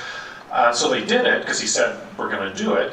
But guess what? No one bought it because they got to Costco or wherever it is and they said, well, there's a big jar for $7.99 and a little jar for $7.99. I better buy the big one because it's better. But because they had leadership from the top, it didn't stop there. This guy was able to pull together all of the leaders from all of the other, whatever the other equivalents are, Colgate, or I don't know the names of all the other producers, and across industry competitors, they got together as a group and they all did it. But if it's just sort of Bob down in HR doing something and trying to push things along, it's just not going to happen. You're not going to force people across divisions to come up with solutions. And another example is from Philips Electric, and I think they're based in, I want to say, Belgium. They came up with this thing. It's basically a system by which you no longer sell light bulbs, but you sell the utility of light. So I would go into your business and say, okay, I'll light your business, it's going to cost you this much a month. And the incentive being that the business's incentive, therefore, is no longer just to produce cheap bulbs that are going to conk out after 6 months. Their thing is to provide light at the cheapest cost, which means the most efficient bulbs that will last the longest, which changes all the signals and all the sort of thinking and the design around this. But this ran into formidable hurdles around liability and ownership and all kinds of stuff like that. And again, in that case study, it took leadership from the top to push it through. And if you didn't have that, it would have died a very inglorious death and nothing would have been heard from it again. So I think there's, I would say that it's also contextual. So what works in Victoria may not work in Nanaimo. I mean, the city councils are different, the politics are different, the electorate is different. That said, I think there are sort of preconditions or underlying features that need to be in place for things to be scaled up, for them to be replicated. And some of the things that I just described, I believe, are examples of those. Okay, thank you, Roy. It just so happens I've been looking at 3 questions we've received online and before we started, and I think Roy and Terry have responded to Vivian. Vivian writes in from London, UK, love Vancouver. Here in London, UK, there was a great push to install a super sewer by the Thames Water Board. On Vancouver Island, or in Vancouver, how is the legislation process encouraged to capture water on city buildings so there is an alternative to major infrastructure projects? The stormwater runoff is being used as a major reason to support the super sewer project here. So it just goes to show, big cities, small cities, same problems exist. It's just a matter of getting the right minds together, the right policies, and of course the funding. Anybody else? Just one question.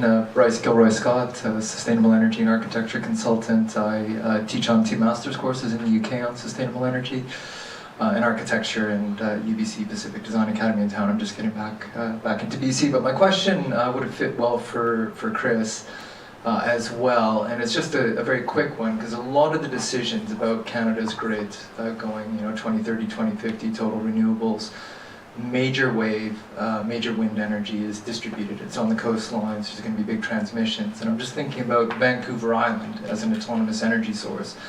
There's a lot of wind up north, incredible wave up north. Our tidal resources are very, very geographically directed.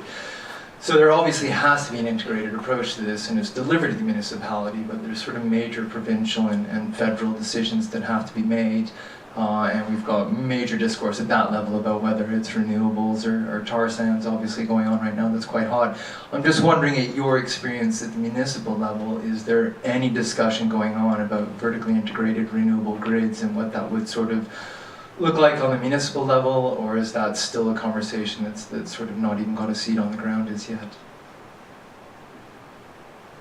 So I think what I'm thinking at, or what I'm getting at in particular, is the idea of connecting up Port Hardy and wind development up north and power transition corridors. Because in the situation in the UK right now is all the power's in Scotland and Wales, and so there's sort of massive political debate about building the interconnectors and developing the resource that's such different from having coal plant and oil plant that you can deliver directly to. So the grid on the island will change massively if it goes renewable, and I'm just wondering if anybody's talking at any level integrating provincial municipal.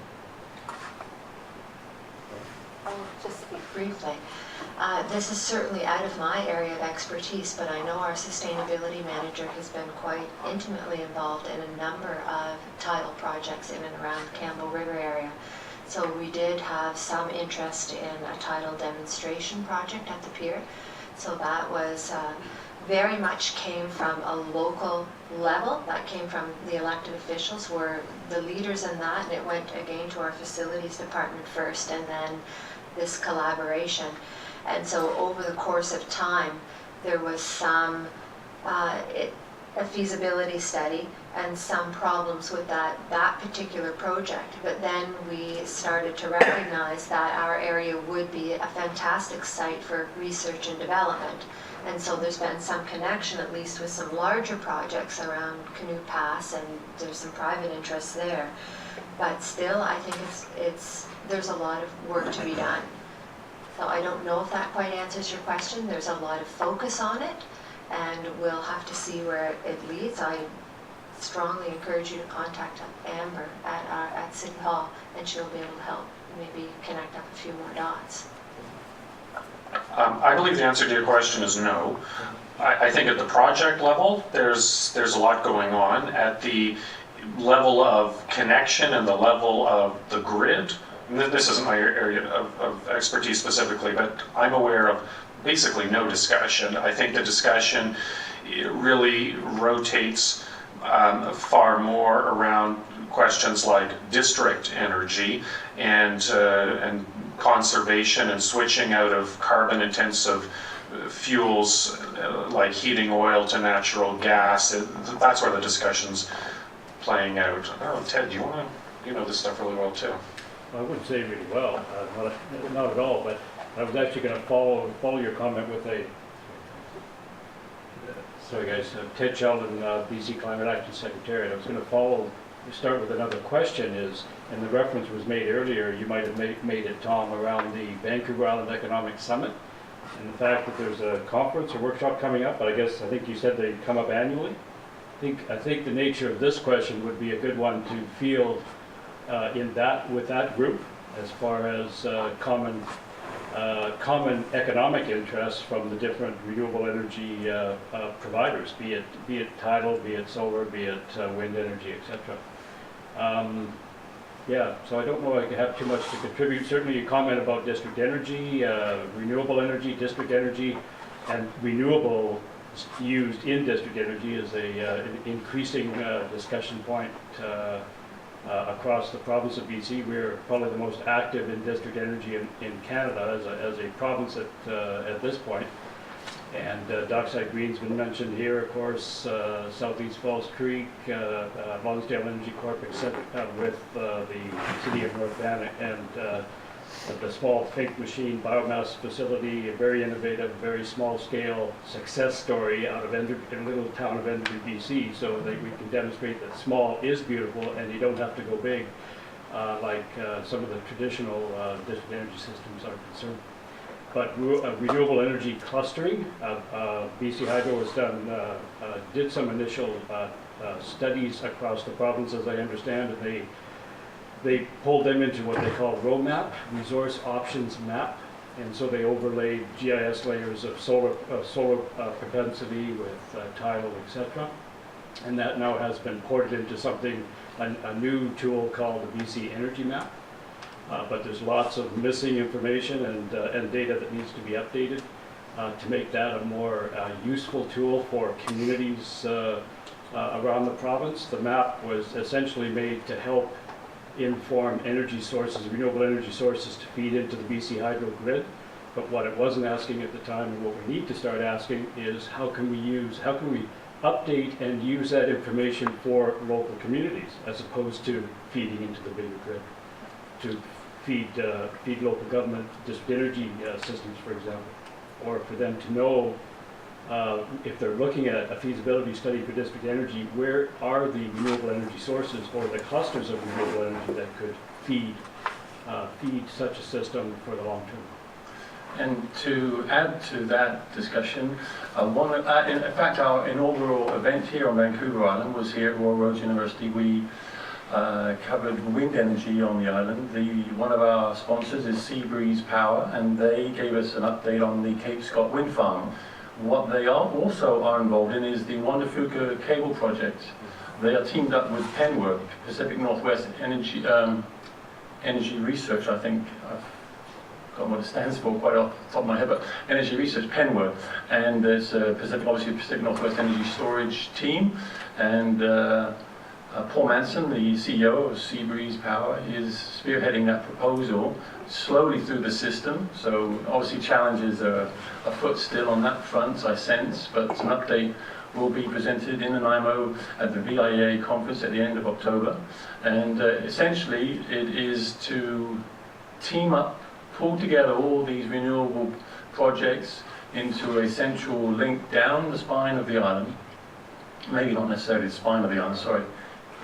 Down the line of the main interconnect from the Port Hardy down to Victoria, and stopping in Nanaimo to sell surplus into the grid there, or to offer up surplus energy into the grid there. And as I understand it, and Roy or Ted probably can fill everyone in perhaps, is to then do the same thing here in Victoria over to Port Angeles. The energy then transferred down as far as California. So there is something in the works I'm hearing. And again, the update will be at the VIA conference. I'd just like to add another question I received online, just to make sure we don't put off the emails from coming in at our events. And because we have some solar representation here, Alex. Right, solar panel farms are increasingly being presented as a private venture or a municipal venture.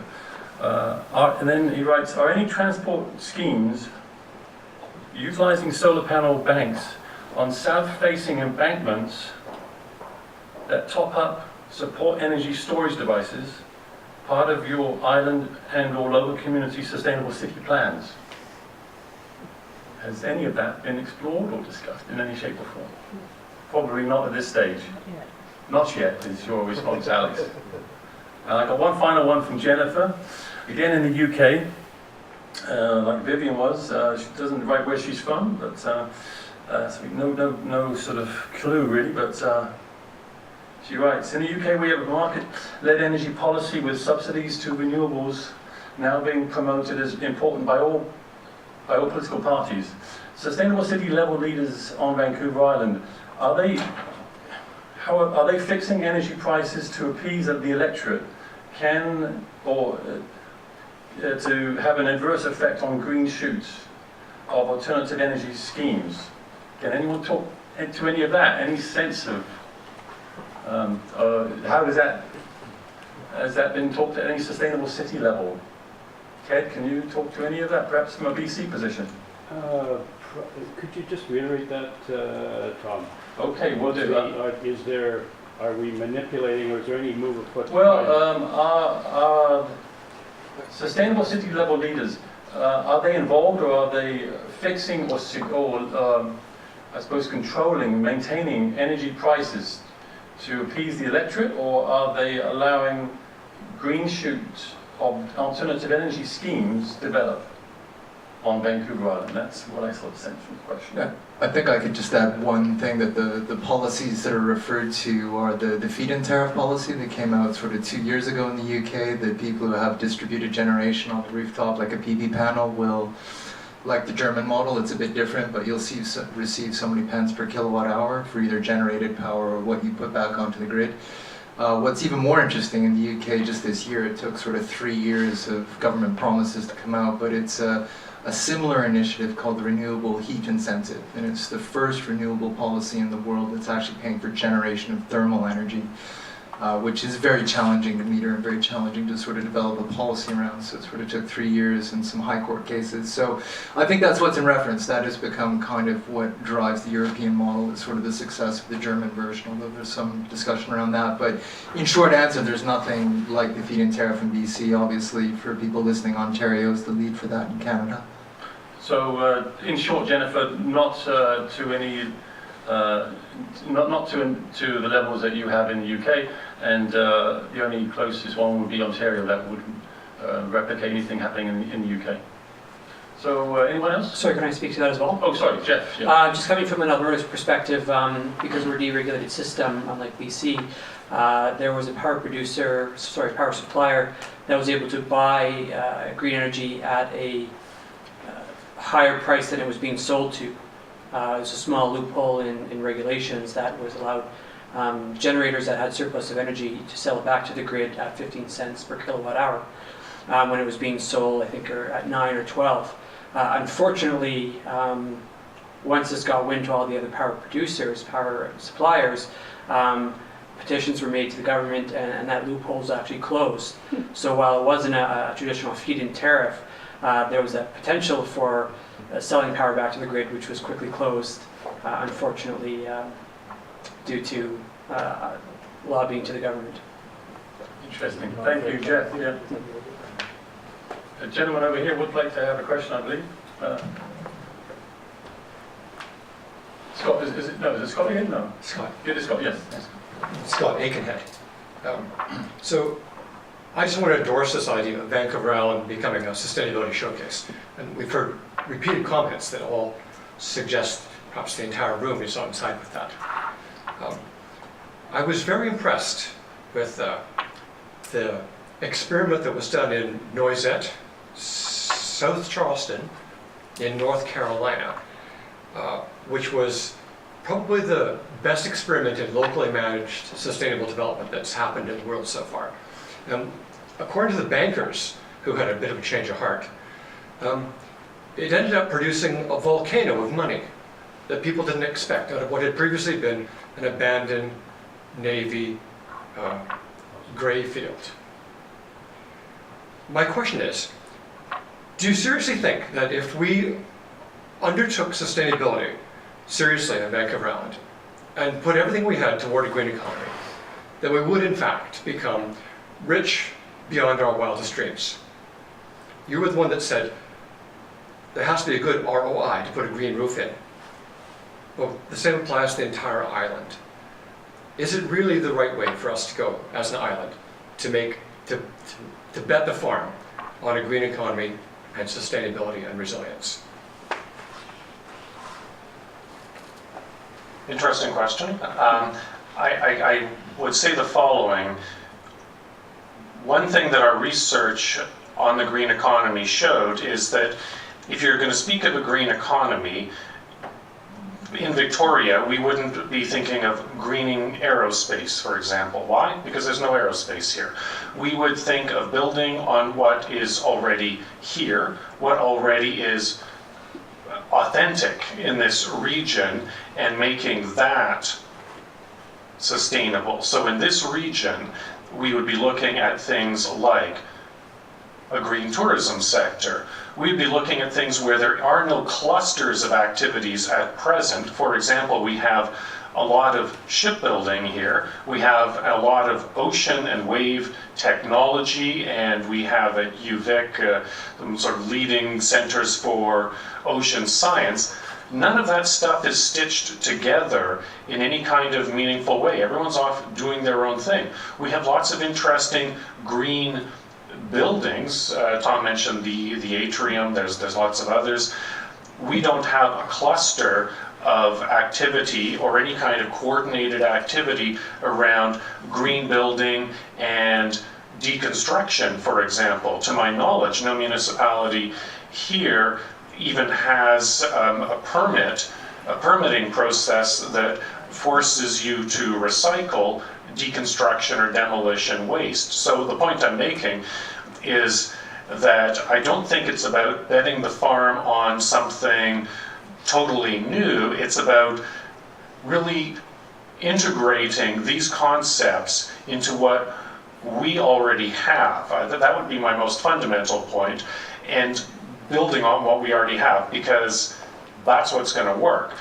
The second thing I would say is it really also, and I don't want to go out on a big kind of flight of fancy here, but it depends a little how you define riches. And if you define it completely in economic terms, then you come out with a different answer than if you say, what's it worth to me not to send my child to school breathing filthy air? Or what's it worth to me not to spend 2 hours a day stuck in traffic to then go sit inside a sick building breathing VOCs all day long? And I think, again, it requires that we think in holistic terms about what fabulous riches really mean. And I don't want to go back and live in a tree hut. I mean, I think we all want a certain sort of financial level of financial stability, but I do think we need to think about it more broadly than just a financial bottom line. I would definitely have to add to that. I mean, we have one choice. We can move towards sustainability in a myriad of different ways, and I think we have to tackle them all, from small to large. Some of these things are going to be very small approaches, and some of them are going to be the high-tech solutions that we've talked about tonight that are over my head. We need people like you to help us fix those things, but we need to do all these small approaches too. So the other choice is not to move towards sustainability. And that does not bode very well for humanity, because if you're not sustainable, you're not surviving. And to not move towards sustainability is collapse of communities and civilization. And I don't mean to be dramatic, but that's exactly what it is. And especially now that we have moved towards global systems where we no longer get the fundamental things from close at hand, but we get those very essential things for day-to-day life from far-flung corners of the earth. Well, that is a terrible situation to be in. I mean, yes, the global economy is good for some things, but when our food system is linked into that, then that puts us in a very big predicament. And so if any of you are interested in Buzz Halling and resilience theory and panarchy, and he's talking about adaptive cycles, and he looks at them in nature, and he says these things apply as well to human economy, where everything is always in this cycle of building up and concentrating wealth, and that can be in the economy or it can be in the wealth of an ecosystem, a highly diverse and specialized ecosystem, that eventually they build and they collapse. And this is happening in nature in small ways and civilizations, and it happens in big ways. But when we have a global system, what's going to happen when we reach these limits is that we're collapsing a lot of these systems at once. And so that means that we don't have smaller systems that are resilient and take over. It means that the deepest collapse, and the collapse is global. So I think that when we're talking about these systems, yes, we have to learn from each other, but we also have to guard against doing massive systems and think about these really small and localized approach. Try to build that resilience back into the system where it's appropriate. I don't know if we'll get rich doing it, but I want to be able to see elk in Campbell River, and I want to continue to see killer whales, both of which I saw last week. That's my quality of life. Well, with that, I'd just like to say a big thank you to our panelists, Terry Martin from Campbell River, Chris Midgley, and Roy Brook, Chris Midgley from the Nanaimo area, and Roy Brook from Victoria. A big thank you. We've certainly had a great insight into their positions on the island, and also how challenging it is, but also we've got a nice peek at some of the successes. So sustainability is island-wide. It is happening. It's real here in Vancouver Island. So I applaud all three of you for coming by tonight and giving up of your time. And thank you again.